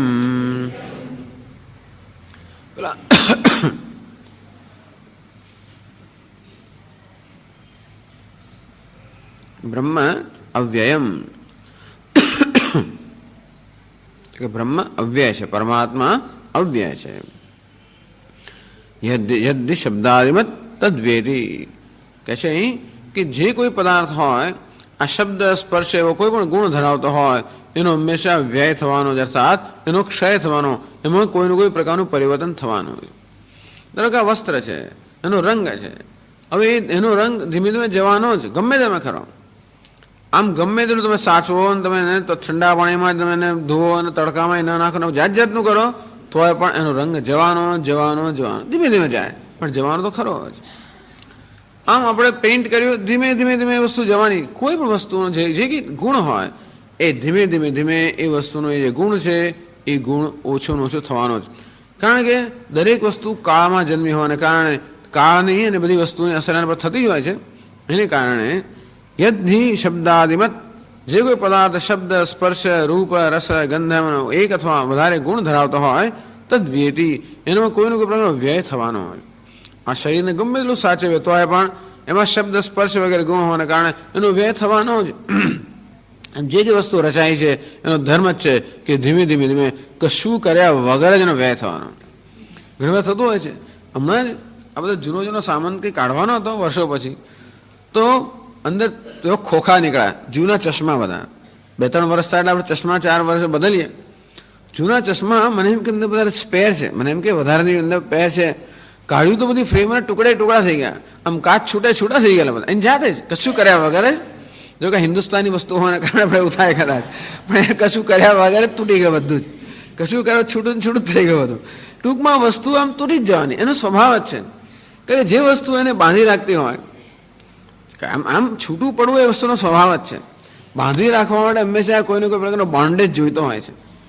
જો એને બાંધી રાખવા ના આવે, પકડી રાખવા ના આવે તો વસ્તુ છૂટી જ પડી જાય. એનો સ્વભાવ હોવાને કારણે જે કારણે વસ્તુ બંધાઈ રહેતી આપોઆપ જ એનું બળ ઓછું થાય, વસ્તુ છૂટી પડી જાય, એનો વ્યય થતો જાય. એટલે કોઈ પણ સંબંધને પણ જાળવી રાખવા બહુ પ્રયત્ન કરવો પડતો. એમના મન થાય કે એમને જળવાય છે. કોઈ પણ સંબંધ હોય એને તો બહુ પ્રયત્ન કરો ત્યારે જળવાઈ રહે. જો તમે એનો તમને એમને એમ કહેતા છે જ ને, હવે ટેકિંગ ફોર ગ્રાન્ટેડ, હવે માની લે કે આ તો છે જ ને, આપણો મિત્ર છે જ ને, હવે આ તો આપણો શિષ્ય છે જ ને, આ તો આપણો ફલાણો છે જ, માની જ લો ધારો કે એમના માનો કે વસ્તુ જળવાઈ રહેતી હોય છે. કોઈ પણ સંબંધને જાળવી રાખવા માટે ખૂબ ને પ્રાણ પૂરતો જ જળવાઈ રહેતો હોય છે. ખૂબ સ્વામીજી શું કામ આટલું કામ કરો છો, પણ કામ ન કરે તો બોલનાર લોકો જ ના હોય આજુબાજુ. ખરેખર એનું કારણ જ છે કે કોઈ પણ વસ્તુ ભેગી ક્યારે રહે, એને છૂટું પડવું કારણ સ્વતંત્ર થવું એ દરેકનો સ્વભાવ છે. એ ભેગી ક્યારે રહે, એ બધાને ભેગા કરનારો કોઈ પરિબળ હોય ત્યારે એનું બળ જ્યાં સુધી ત્યાં સુધી વસ્તુ આમ સાથે જળવાઈ રહે. એ બળ ઓછું થાય, ધીમે ધીમે ધીમે છૂટું પડી જાય. આમ દરેકે દરેક વસ્તુઓ જે છે એ સંઘાત છે, એસેમ્બલી છે, સમુદાય છે. અનેક બધા કમ્પોનન્ટ્સ, અનેક પાર્ટ્સ કે અનેક અવયવોનો સમુદાય બનેલો હોય છે. આમ શરીર પણ અનેક અવયવોનો બનેલો સમુદાય છે. કોઈ પણ પદાર્થ અનેક અવયવોનો બનેલો સમુદાય છે. એ બધા અવયવોને ભેગું રાખનારું એક બોન્ડ હોય છે. દરેક અવયવને ભેગું રાખનારું કોઈક સ્નેહ, કંઈક તત્વ હોય છે, અને એનું બળ છૂટું થાય એટલે અવયવ છૂટા પડી જાય. આ કેમિસ્ટ લોકો તો આ બહુ ઉપયોગ કરતા હોય છે. કેમ બધા અણુઓને ભેગા કરવા, નવું નવું બનાવવું અને કેમ છૂટા પાડવા, આ બધા એની અંદરનું બોન્ડ એકવાર તમે સમજી ગયા પછી તમે એને જાત જાતના બધા સ્ટ્રક્ચર બનાવી શકો. ચલો, એટલે અહીં તો સરળતાથી કે યદ્ધિ શબ્દાદિમત તદ્વ્યેતિ. ભગવાન આચાર્યને આવી બધી ખબર હશે કે નહીં આપણે ખબર નથી, એ બધી કેમિસ્ટ્રી જાણતા હશે કે નહીં, પણ એમને એટલી તો ખબર છે કે જે શબ્દાદિમત, જે વસ્તુ કંઈ પણ ગુણ ધરાવતો હોય એમાં જે સમુદાય હોય, અને સમુદાય હોય અનેક અવયવોનો બનેલો હોય, અને અવયવ હોય એ એક સાથે ત્યારે જ જળવાઈ રહ્યા હોય જ્યારે અવયવોને ભેગા રાખનારું કોઈ પરિબળ હોય. અને બળ હંમેશા કાળની મર્યાદામાં હોવાને કારણે એ ધીમે ધીમે જેમ ક્ષીણ થતું જાય તેમ તેમ આને ભેગું રાખનારું પરિબળ પણ ક્ષીણ થતું જાય, એમ વસ્તુઓમાં ધીમે ધીમે વ્યય થતો જ જાય. ઇદંતુ અશબ્દાદિમત્વાદ. બ્રહ્મ કેવું છે? એમાં શબ્દ સ્પર્શ કોઈ પ્રકારનો ગુણ ન હોવાને કારણે બ્રહ્મ કોઈ સમુદાય નથી. એ કહ્યું છે નિરવયવ, કોઈ અવયવોનું બનેલું નથી. અને તેથી જો એક બીજી વસ્તુ છે કે આ વસ્તુ જે છે એનું કંઈક કારણ છે. આ શરીર આ પ્રકારનું છે એનું કારણ છે. અમુક અવયવોનું બનેલું છે, અવયવોનો બધા સમુદાય છે. અને તેથી આ શરીર આ પ્રકારનો એનો આકાર હો, આ પ્રકારનું એનું રૂપ હોવું, એના માટે ઘણા બધા પરિબળો પર આધારિત છે. દરેક કાર્ય પોતાના કારણ પર આધારિત હોય છે. બ્રહ્મ કેવું છે? કશાનું કાર્ય ન હોય, આગળ સમજાવે છે. એટલે કશા પર આધારિત નથી. બ્રહ્મ બ્રહ્મ હોવા માટે કશા પર આધારિત નથી. આ શરીર શરીર હોવા માટે પંચમહાભૂત પર આધારિત છે, અનેક અવયવો પર આધારિત છે, ઘણા દેવતાઓ પર આધારિત છે.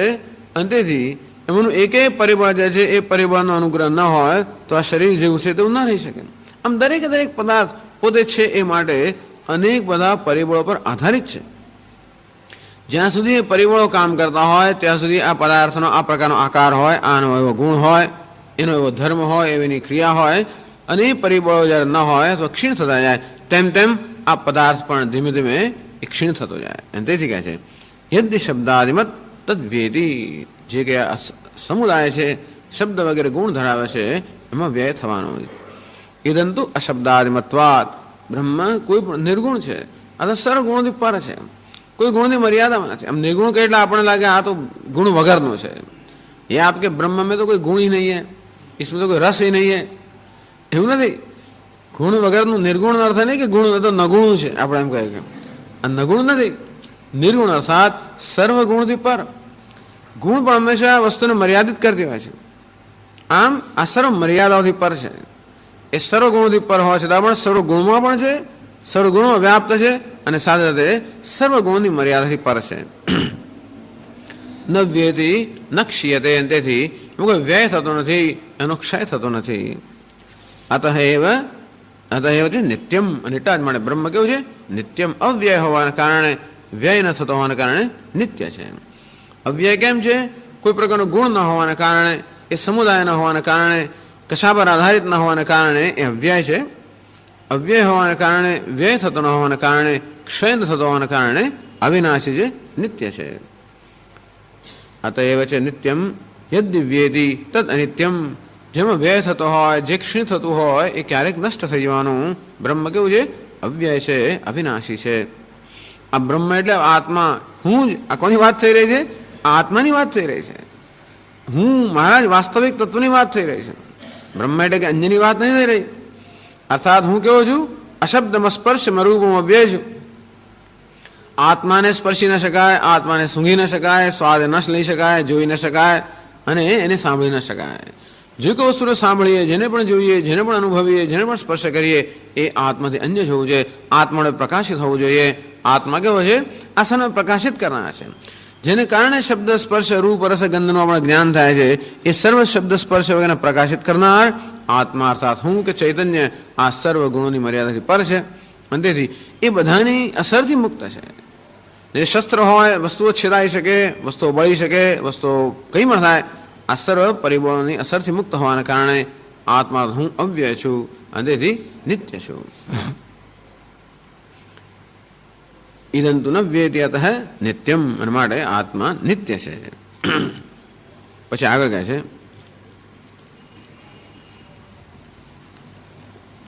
ઇતશ્ચ નિત્યમ અનાદિ અવિદ્યમાનઃ આદિઃ કારણમ અસ્ય તત ઇદમ અનાદિ યદ્ધિ આદિમત તત્કાર્યત્વાત અનિત્યમ કારણે પ્રલીયતે યથા પૃથિવ્યાદિ ઇદંતુ સર્વકારણત્વાદ અકાર્યમ અકાર્યત્વાદ નિત્યમ ન તસ્ય કારણમસ્તિ યસ્મિન પ્રલીયતે.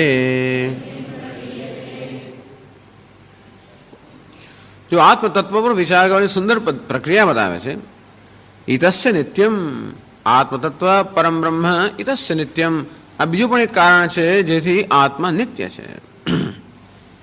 નિત્ય છે એટલે અવિનાશી છે, એટલે જેનો વિનાશ ન થાય, જેનો વ્યય ન થાય. અને તેથી કહે છે કે નિર્ભય છે. ભય ક્યાં હોય? જ્યાં મૃત્યુ હોય, વિનાશ હોય, ત્યાં ભય હોય. આત્મા કેવો છે? અવિનાશી હોવાને કારણે, વ્યયથી રહિત હોવાને કારણે ભયનું કોઈ કારણ નથી.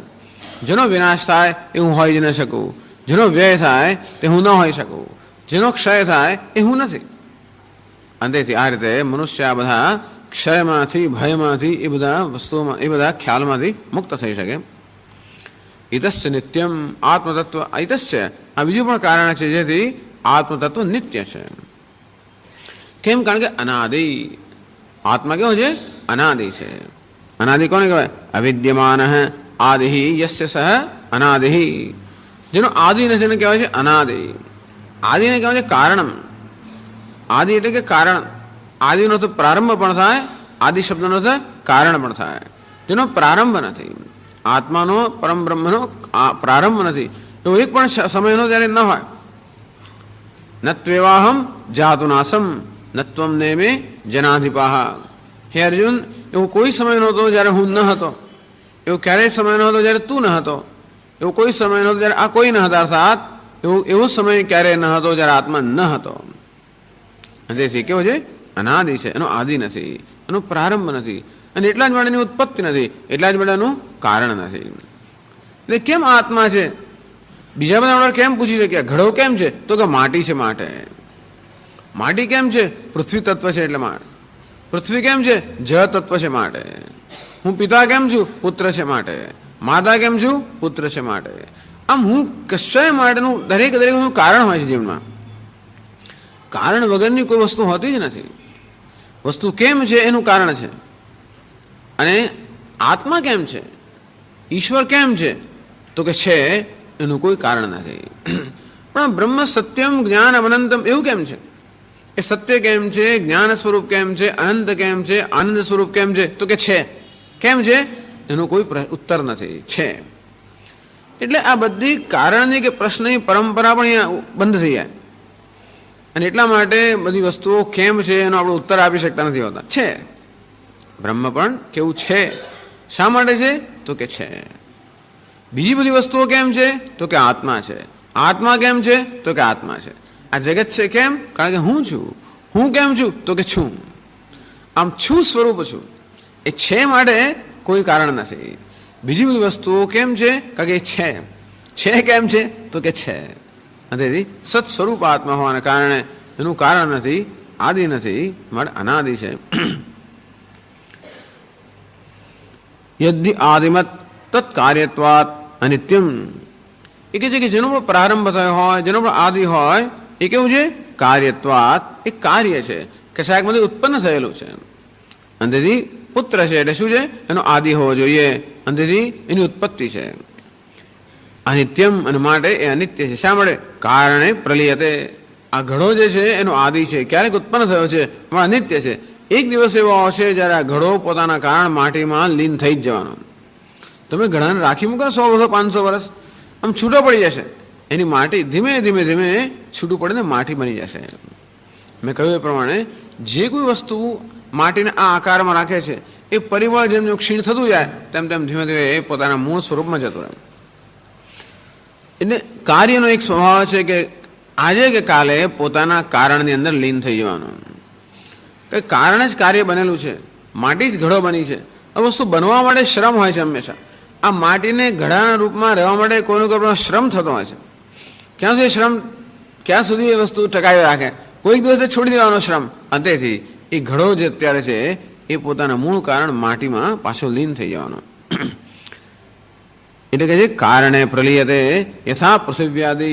આમ પૃથ્વી તત્વ ક્યારેક જળમાં લીન થઈ જવાનું, જળ તત્વ અગ્નિમાં લીન થઈ જવાનું, અગ્નિ તત્વ વાયુમાં લીન થઈ જવાનું, વાયુ તત્વ આકાશમાં લીન થઈ જવાનું, આકાશ અવ્યક્તમાં લીન થઈ જવાનું, અવ્યક્ત પુરુષમાં લીન થઈ જવાનું. ઇદંતુ સર્વ કારણત્વાત. પણ આ પરમાત્મા સર્વનું કારણ છે. જીવનમાં દુનિયામાં દરેક વસ્તુ કશાકનું કારણ હોય, પણ કશાકનું કાર્ય પણ હોય છે. અર્થાત આ ઘડો જે છે એ માટી ભરવાનું કારણ છે, પણ ઘડો પોતે વળી નહીં, જળ ભરવાનું કારણ છે, પણ ઘડો પોતે માટીનું કાર્ય પણ છે. આ તો બધાનું કારણ હોવાને કારણે એની જવું હોય તો ક્યાં જઈ ના શકે. એટલે આત્માને કહે છે જવું હોય તો જઈ ના શકે. એવું કોઈ સ્થળ નહીં જાય નથી, એવું કોઈ કારણ થઈ જાય નથી.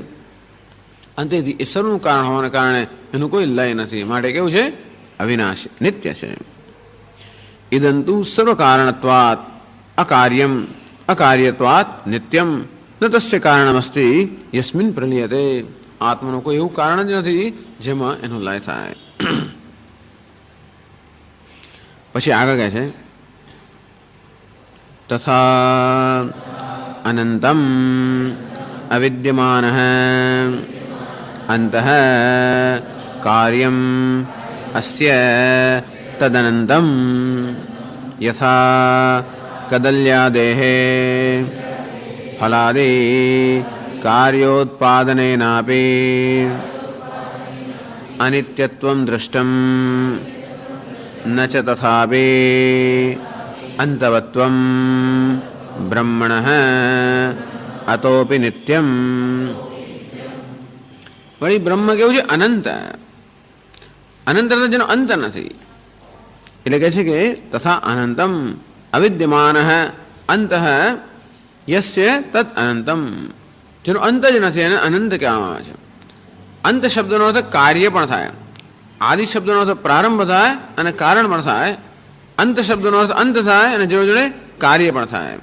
આમ બ્રહ્મ કે આત્મા અનંત છે, અર્થાત એનું કોઈ કાર્ય નથી, કશું એમાંથી ઉત્પન્ન થયું નથી.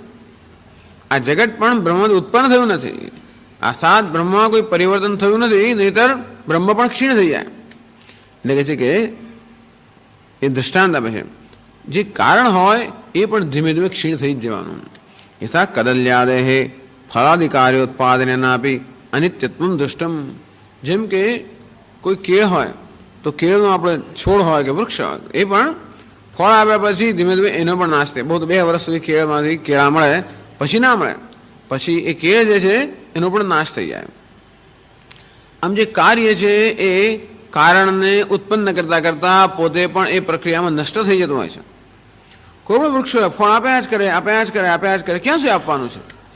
એક દિવસ એવો આવશે જ્યારે એ વૃક્ષ જે છે એ વૃક્ષનો નાશ થઈ જવાનો.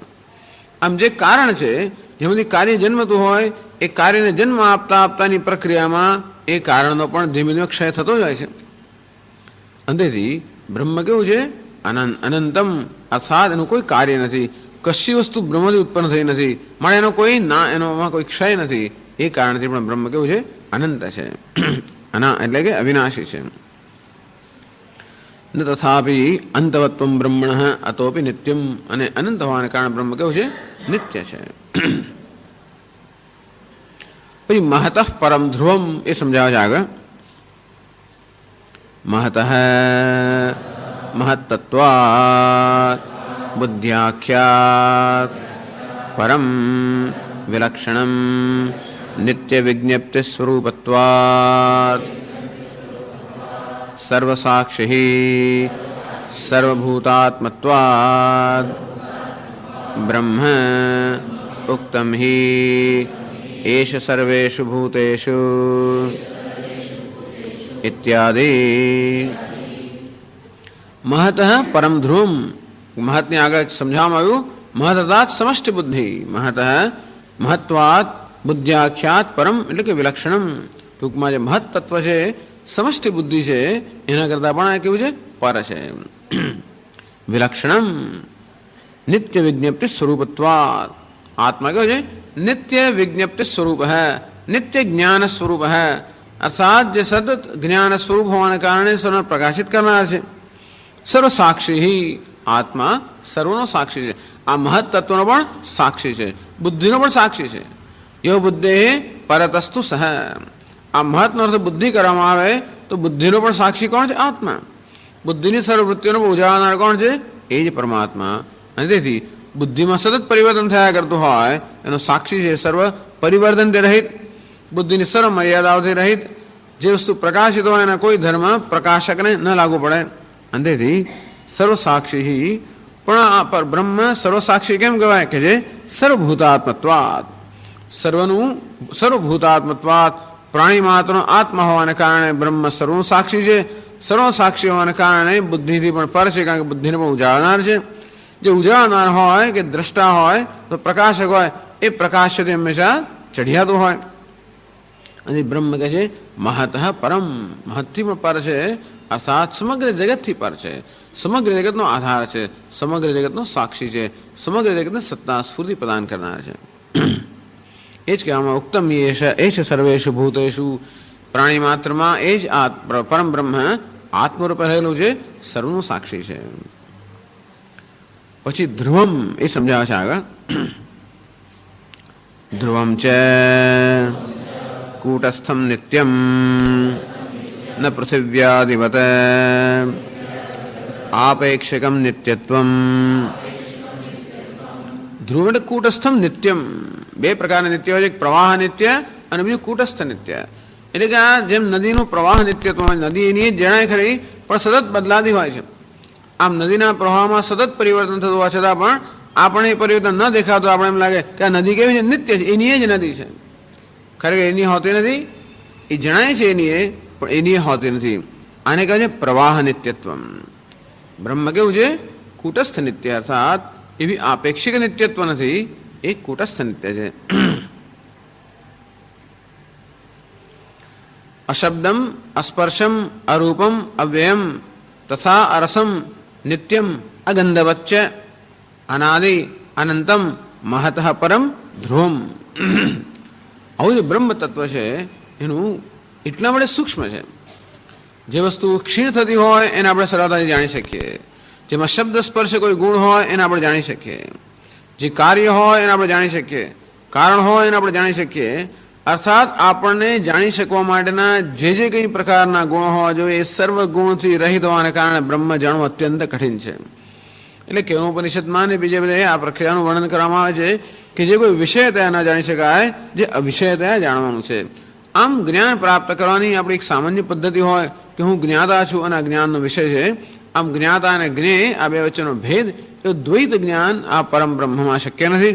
એ આત્મા જ હોવાને કારણે સર્વદ્વૈતનો ખ્યાલ પણ જ્યાં આગળ સમર્પિત કરવામાં આવે છે, એવી માનસિક સ્થિતિમાં જે જણાય છે એવું આ બ્રહ્મ. એને છેલ્લા વાક્યમાં કહે છે તદેવમ ભૂતમ બ્રહ્મ આત્માનમ નિચાય્ય અવગમ્ય તમાત્માનમ મૃત્યુમુખાત મૃત્યુગોચરાત અવિદ્યા કામ કર્મ લક્ષણાત પ્રમુચ્યતે વિમુચ્યતે વિયુજ્યતે. તદ એવમ ભૂતમ બ્રહ્મ, બ્રહ્મ અર્થાત જે સર્વથી મહાન છે, સર્વવ્યાપક છે, એવું એવમ ભૂતમ બ્રહ્મ, જે બ્રહ્મ જે આ પ્રકારનું છે, આવું એનું સ્વરૂપ છે. કેવું છે? આત્માનમ, જે આત્મા છે, નિચાય્ય અવગમ્ય તમ આત્માનમ, એ આત્માને અવગમ્ય, આ બ્રહ્મને આત્મ સ્વરૂપે જાણીને, તો આત્માને આ રીતે જાણીને, આત્માનું જ્ઞાન તો મને અત્યારે છે, પણ આત્મા શબ્દ સ્પર્શ રૂપ અવ્યય આ રીતે આત્માને જાણીને મૃત્યુ મુખાત પ્રમુચ્યતે, આ મનુષ્ય મૃત્યુના મુખમાંથી મુક્ત થઈ જાય છે. સ્વામી મૃત્યુ તો બહુ દૂર છે, હજી અત્યારે અમે મૃત્યુના મુખમાં નથી, તો મૃત્યુ કોને કહેવાય એ શંકરાચાર્ય સમજાવે છે. અવિદ્યા કામ કર્મ લક્ષણાત મૃત્યુ મુખાત. પ્રત્યેક મનુષ્ય કે પ્રાણી જન્મ્યું ત્યારથી મૃત્યુના જડબામાં જ હોય છે. એટલે એ પણ શક છે, કારણ કે દરેક પ્રત્યેક ક્ષણે આમ કાળના જડબામાં હોય છે, કાળની અસર નીચે હોય છે, કાળમાં ક્ષીણ થતું હોય છે. એ દ્રષ્ટિ પણ કહેવાય કે આપણે સતત મૃત્યુના મુખમાં હોઈએ છીએ. પણ આપણે એમ કે ચાલો આ મૃત્યુ આવ્યું એટલે આપણે છૂટી ગયા, તો કે નહીં, એથી પણ વધારે એક મોટું મૃત્યુ છે. અવિદ્યા કામ કર્મ લક્ષણાત મૃત્યુ મુખાત. ખરું મૃત્યુ કયું છે? અવિદ્યા, અજ્ઞાન. અજ્ઞાનથી શું જન્મ્યું? અનેક બધી કામનાઓ. એમાંથી શું જન્મે છે? તો કે કર્મ. એમાંથી જન્મે છે કર્મફળ. એમાંથી વળી જન્મે રાગદ્વેષ. એમાંથી જન્મે વળી કામનાઓ. એમાંથી જન્મે વળી કર્મ. આમ અવિદ્યાને કારણે જે કામનાઓ, એમાંથી કર્મ, એમાંથી કર્મફળ, આજે આખી સાંકળ છે, એમાં માણસ ફસાયેલો છે. આ પ્રવાહની અંદર અનાદિકાળથી જે જીવ બરોબર ફસાયેલો છે, એ પ્રવાહમાં કોઈ એને એ પ્રવાહની અંદર પરવશતયા તણાતો જ રહે છે. એનો છે મૃત્યુ. અને એ પ્રવાહ પણ કેવો છે? અનેક પ્રકારના એની અંદર શું છે, વમળ, એક વળમાંથી બીજા વમળમાં ખેંચાતો જાય છે. આવા મૃત્યુના મુખમાંથી મનુષ્ય, એટલે મૃત્યુનો અર્થ છે શોક કે ભય, આમ શોક અને ભયરૂપી મૃત્યુ છે એમાંથી મનુષ્ય હંમેશ માટે મુક્ત થઈ જાય. જ્ઞાની પુરુષ પણ આ શરીરના મૃત્યુમાંથી મુક્ત ન થઈ શકે, પણ શોક અને ભયરૂપી મૃત્યુમાંથી મુક્ત થઈ જાય. મૃત્યુ મુખાત પ્રમુચ્યતે, આમ વ્યુજ્યતે, એના મૃત્યુથી વ્યુજ્ય થઈ જાય, અર્થાત મૃત્યુથી છૂટી જાય છે. આમ આ જ્ઞાનનું સ્વરૂપ એનું ફળ પણ કહ્યું. હવે છેલ્લા 2 મંત્રમાં આ જ્ઞાનની સ્તુતિ કરે છે. કે છે આગળ, પ્રસ્તુત વિજ્ઞાન સ્તુત્યર્થમ આહ શ્રુતિ. પ્રસ્તુત વિજ્ઞાન સ્તુત્યર્થમ, આ વિજ્ઞાનની સ્તુતિ કરવા માટે શ્રુતિ આહ. હવે શ્રુતિ કહે છે 16મા મંત્રમાં, નાચિકેતમુપાખ્યાનમ મૃત્યુ પ્રોક્તમ સનાતનમ ઉક્ત્વા શ્રુત્વા ચ મેધાવી બ્રહ્મલોકે મહીયતે.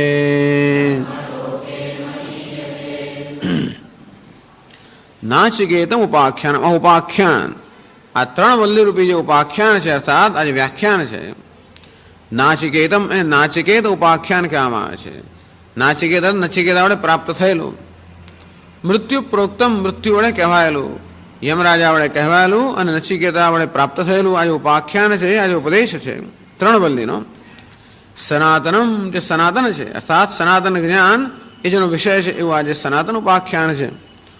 ઉક્ત્વા શ્રુત્વા છે, ઉક્ત્વા અર્થાત અને વ્યાખ્યા જે કરે છે તે, શ્રુત્વા છે અર્થાત એનું શ્રવણ જે કરે છે, મેધાવી બુદ્ધિમાન પુરુષ બ્રહ્મલોકે મહીયતે, બ્રહ્મલોકની અંદર એ મહીયતે અર્થાત એ પૂજાય છે, મહિમાન્વિત થાય છે.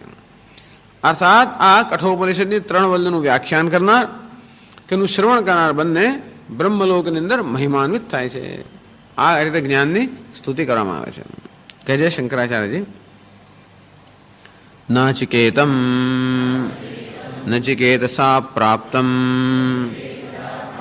નાચિકેતસમ મૃત્યુના પ્રોક્તમ મૃત્યુ પ્રોક્તમ ઇદમાખ્યાનમ ઉપાખ્યાનમ વલ્લીત્રયલક્ષણમ સનાતનમ ચિરંતનમ વૈદિકત્વાદ ઉક્ત્વા બ્રાહ્મણેભ્યઃ શ્રુત્વા આચાર્યેભ્યઃ મેધાવી બ્રહ્મૈવલોકઃ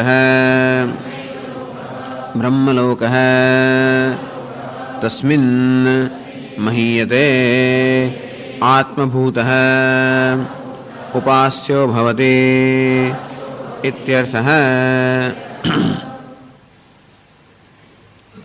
નાચિકેતમ ઉપાખ્યાનમ નચિકેતા પ્રાપ્તમ નાચિકેતમ, નચિકેતા વડે પ્રાપ્ત થયેલા ઉપાખ્યાનને ઉપદેશને નાચિકેત કહેવામાં આવે છે. સૈષા ભાર્ગવી વારણી વિદ્યા, આ વિદ્યાને પણ આવી નામ પડતા હોય છે. આવા શિષ્યો પણ એવા જ્વલંત મહાન હોય અને ગુરુ પણ મહાન હોય, તેમાં નામ છે આ વિદ્યા. એટલે અને સૈષા ભાર્ગવી વારુણી વિદ્યા, ભાર્ગવી ભૃગુ વડે પ્રાપ્ત થયેલી, વારુણી વરુણ વડે કહેવાયેલી. તેમાં કેવું જ્ઞાન છે? નાચિકેતમ મૃત્યુ પ્રોક્તમ નચિકેતસા પ્રાપ્તમ નાચિકેતમ, નચિકેતા વડે પ્રાપ્ત થયેલું, મૃત્યુના પ્રોક્તમ મૃત્યુ પ્રોક્તમ મૃત્યુ વડે જે કહેવાયેલું. આ ઉપાખ્યાન, ઉપાખ્યાન ઉપદેશ. વલ્લિત્રય લક્ષણમ, આ 3 વલ્લીના વલ્લિત્રય લક્ષણમ, આ 3 વલ્લીનું લક્ષણ છે એવું જે ઉપદેશ છે, ઉપાખ્યાન છે. એ સનાતન છે. કેવું? ચિરંતનમ વૈદિકત્વાત, આ વૈદિક હોવાને કારણે ચિરંતન અર્થાત ક્યારેયનો નાશ થવાનો નથી. આ ઉપાખ્યાન હંમેશા એ કેવું સનાતન છે. એટલે વૈદિક જે ધર્મ છે એ કેવો સનાતન ધર્મ એટલા માટે કહેવામાં આવે છે કે સનાતન તત્વનો, એ સનાતન તત્વનો વિષય છે. એ સિવાય પણ એવા સ્થાનમાં જ્યાં કહેવાયેલું છે, એવા વડે કહેવાયેલું છે, અને એવું હોવાને કારણે એવી એની પ્રબળતા છે કે ક્યારે પણ આ વસ્તુનો નાશ થવાનો જ નથી. કદાચ કોઈ વખત એવું થાય કે આજે આ સંપ્રદાય છે, એ સંપ્રદાય કદાચ ક્યારેક એમ લાગે કે આપણા અવ્યક્ત બની જાય, અર્થાત જાણે કે આપણા જીવનમાંથી થોડુંક બહાર જતો રહે, પણ એનું ક્યારેક વળી પાછું એના અધિકારી વક્તાઓ આવે, એના અધિકારી શ્રોતાઓ આવે, અને વળી પાછું રેઝરેક્શન, વળી પાછું એ વ્યક્ત થાય. એટલે સનાતનમ ચિરંતનમ આ ઉપાખ્યાન પણ ચિરંતન છે. ઉપાખ્યાનો તત્ વિષય આત્મા હોવાને કારણે આત્મા પણ ચિરંતન છે, સનાતન છે, માટે ઉપાખ્યાન કે જ્ઞાન પણ સનાતન છે. વૈદિકત્વાદ ઉક્ત્વા બ્રાહ્મણેભ્ય, ચોથી વિભક્તિ બ્રાહ્મણોને જ્યારે કહેવામાં આવે ત્યારે, શ્રુત્વા આચાર્યેભ્ય, પાંચમી વિભક્તિ આચાર્યો પાસેથી જ્યારે સાંભળવામાં આવે, મેધાવી એટલે બુદ્ધિમાન મનુષ્ય બ્રહ્મલોકે મહીયતે, બ્રહ્મલોકમાં મહીયતે મહિમાન્વિત થાય છે. આપણે કયો બ્રહ્મલોક છે? બ્રહ્મનો લોક એટલે બ્રહ્મલોક, તો શંકરાચાર્ય કહે બ્રહ્મૈવ લોક, બ્રહ્મ જ લોક છે, અથવા બ્રહ્મ પ્રતિષ્ઠિત થાય છે. આ જ્ઞાન, આ ઉપાખ્યાનને જાણનાર મનુષ્ય બ્રહ્મમાં જ પ્રતિષ્ઠિત થાય છે. એને જાણવાનું સાધન કયું? ઉક્ત્વા શ્રુત્વા, બસ એનું વ્યાખ્યાન કરવું, એનું શ્રવણ કરવું, એ જ જ્ઞાન પ્રાપ્ત કરવાનું શ્રેષ્ઠ સાધન છે. અર્થાત એનું સ્વાધ્યાય અને પ્રવચન, એટલે એમાં જ આપણી નિષ્ઠા હોય. પૌનઃ પુણ્યને શ્રવણમ કુર્યાત, સતત આનું શ્રવણ કર્યા જ કરતા હોય તો પણ ધીમે ધીમે આ વસ્તુની અસર કે પ્રભાવ આપણા પર થયા જ કરવાનો. એ ધીરે ધીરે પોતાનું કાર્ય કર્યા જ કરવાનું. એમ કરીને જે અવરોધો છે અવરોધોમાંથી મુક્ત આપણે કર્યા કરવાનું. મેધાવી બ્રહ્મલોકે મહીયતે, બ્રહ્મ જ લોક છે, બ્રહ્મરૂપી લોકમાં, અર્થાત બ્રહ્મમાં મહીયતે. આત્મભૂત એ બ્રહ્મ બની જાય છે. બ્રહ્મવેદ બ્રહ્મૈવ ભવતી, કારણ કે આ જાણનાર પોતે જ બ્રહ્મ છે, અને પણ હું બ્રહ્મ છું એ પ્રકારનું જ્ઞાન પ્રાપ્ત કરે છે. એને બ્રહ્મ એટલે સર્વનો આત્મા, આ સર્વનો આત્મા બની ગયો. દરેક મનુષ્ય આત્માની ઉપાસના કરતો હોય છે. જે કંઈ કર્મ આપણે કરતા હોઈએ એ સર્વ આત્માની ઉપાસના મળે, આત્માની પ્રસન્નતા મળે થતું હોય છે. આમ પ્રત્યેક પ્રાણી પ્રત્યેક ક્ષણે આત્માની ઉપાસના કરી રહ્યો છે. એ આત્મા જ બ્રહ્મ છે, એટલે બ્રહ્મની ઉપાસના સર્વ કરી રહ્યો, જાણે કે અજાણે. જ્ઞાની પુરુષ પણ બ્રહ્મ હોવાને કારણે પ્રત્યક્ષ કે પરોક્ષ રીતે એની જ ઉપાસના થઈ રહી છે. એટલે કે જે બ્રહ્મલોકે મહીયતે, આ બ્રહ્મ બનીને બ્રહ્મ છે એ પ્રકારનું જ્ઞાન પ્રાપ્ત કરીને, સર્વનો આત્મા છે એ પ્રકારનું જ્ઞાન પ્રાપ્ત કરીને મહિમાન્વિત બને છે. એટલે આ જ્ઞાન માટે આપણામાં રુચિ ઉત્પન્ન કરવા માટે, એનું મૂલ્ય ઉત્પન્ન કરવા માટે કે આવું મહાન ફળ છે, આવું મહાન જ્ઞાન છે, આવું મૂલ્યવાન છે, અને એમ જેમ મૂલ્યવાન જેમ જાણીએ તેમ આપણને એ વસ્તુ માટેની સાધના એ પ્રાપ્ત કરવા માટે એનામાં આપણા ઉત્સાહ જન્મે, અને તો જ આપણે પ્રયત્ન કરી શકીએ, તો જ આપણે જે અવરોધો છે એ અવરોધોને પાર કરી શકીએ. જે વિઘ્ન આવે આંતરિક કે બાહ્ય, એ વિઘ્નોને પાર કરવાની ક્ષમતા કે સામર્થ્ય ક્યારે પ્રાપ્ત કરીએ? એને માટે જ્યારે મહત્વ હોય ત્યારે. નાની વસ્તુ આપણે તરત છોડી દઈએ કે નથી જોઈતી, જાઓ, જરાક મુશ્કેલી નહીં જોઈએ. પણ મોટી વસ્તુ આપણે ના છોડીએ, એથી વધારે મોટી વસ્તુ ન જવા દઈએ, પેલા ન આપીએ, આ તો નહીં જ આપું, ગમે તે કર, મારી નાખીશ તો નહીં આપું. નાના છોકરાઓ હોય નાનું તો આપી દે, પણ પેલું બહુ પ્રિય હોય એ વસ્તુ ન જ આપીએ. એના માટે પૂરેપૂરો પ્રયત્ન કરીએ. તેવી રીતે આનું સર્વથી મહત્વ વધારે જેમ જેમ જણાય, જેવાનું મૂલ્ય સમજાય તેમ એને પ્રાપ્ત કરવાનો આપણામાં ઉત્સાહ જન્મે, રુચિ જન્મે, અને પ્રયત્ન જન્મે, અને તો જ તત્પરતા જન્મે, સંયત ઇન્દ્રિય તો જ ઇન્દ્રિય નિગ્રહ જન્મે, અને તો જ આપણે આમાં બરોબર એકાગ્ર બનીએ, સમર્પિત બનીએ, અને તો આ જ્ઞાન પ્રાપ્ત કરી શકીએ. અને છેલ્લા મંત્રમાં કહે છે, યૈમં પરમં ગુહ્યમ શ્રાવયેદ બ્રહ્મ સંસદે પ્રયતશ્રાદ્ધ કાલે વા તદાનંત્યાય કલ્પતે ઇતિ. યૈમં પરમં ગુહ્યમ બ્રહ્મ સંસદી શ્રાવયેત, આજે પરમ ગુહ્ય અર્થાત ગોપનીય જે જ્ઞાન છે, બ્રહ્મ સંસદી શ્રાવયેત, બ્રાહ્મણની સભામાં જે બધાને શ્રવણ કરાવે છે.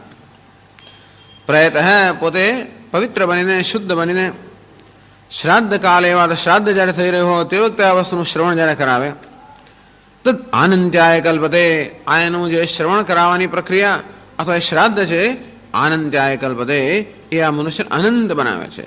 તદ આનંત્યાય કલ્પતે, એને અનંત બનાવે છે, અમર બનાવે છે. એટલે કે આ જ્ઞાન જે છે એ જ્ઞાન પ્રદાન કરવાની મહત્તા છે. શ્રવણની મહત્તા પણ ગઈ, જ્ઞાન પ્રદાન કરવાની મહત્વ. એટલે આ જ્ઞાન જે પ્રદાન કરનાર છે, અર્થાત જે વક્તા છે, એ વક્તા, કારણ કે જ્ઞાનનું મહત્વ છે, માટે વક્તાનું મહત્વ છે. એટલે ભાષ્યમાં કહે છે,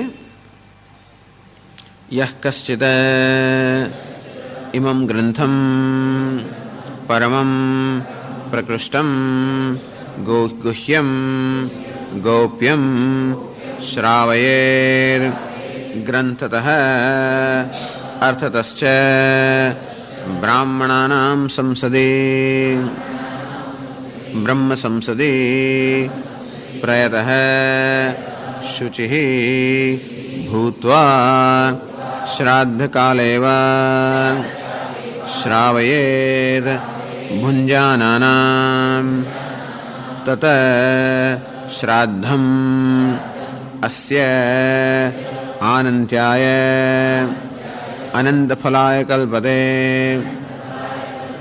સંપદ્યતે દ્વિર્વચનમ અધ્યાય પરિસમાપ્ત્યર્થમ.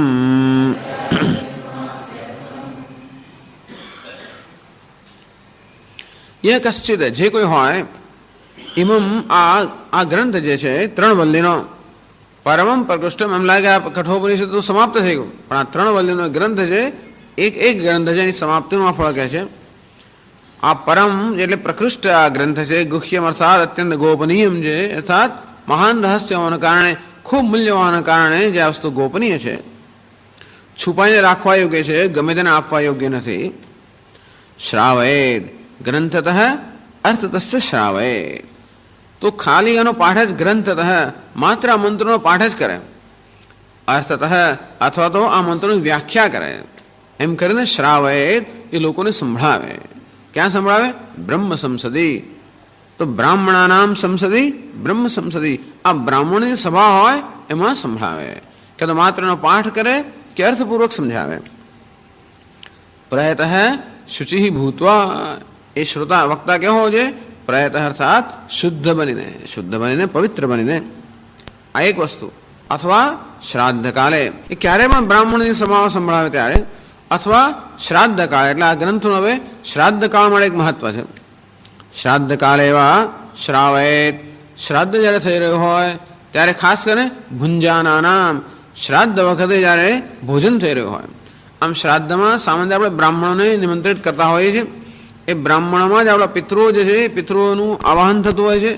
એટલે બ્રાહ્મણો જ્યારે શ્રાદ્ધમાં ભોજન કરે ત્યારે પિતૃઓ ભોજન કરી રહ્યા હોય એ પ્રકારની ભાવના એમાં હોય છે. આ પ્રકારે બ્રહ્મ ભોજન જ્યારે થઈ રહ્યું શ્રાદ્ધ વખતે, તે વખતે એમને સંભળાવે.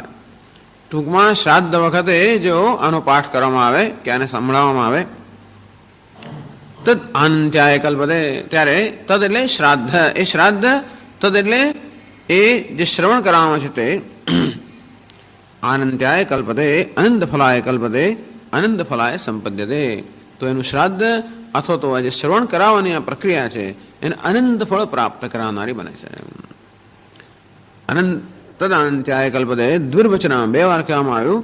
અધ્યાય પરિસમાપ્ત્યર્થમ, આ ઉપર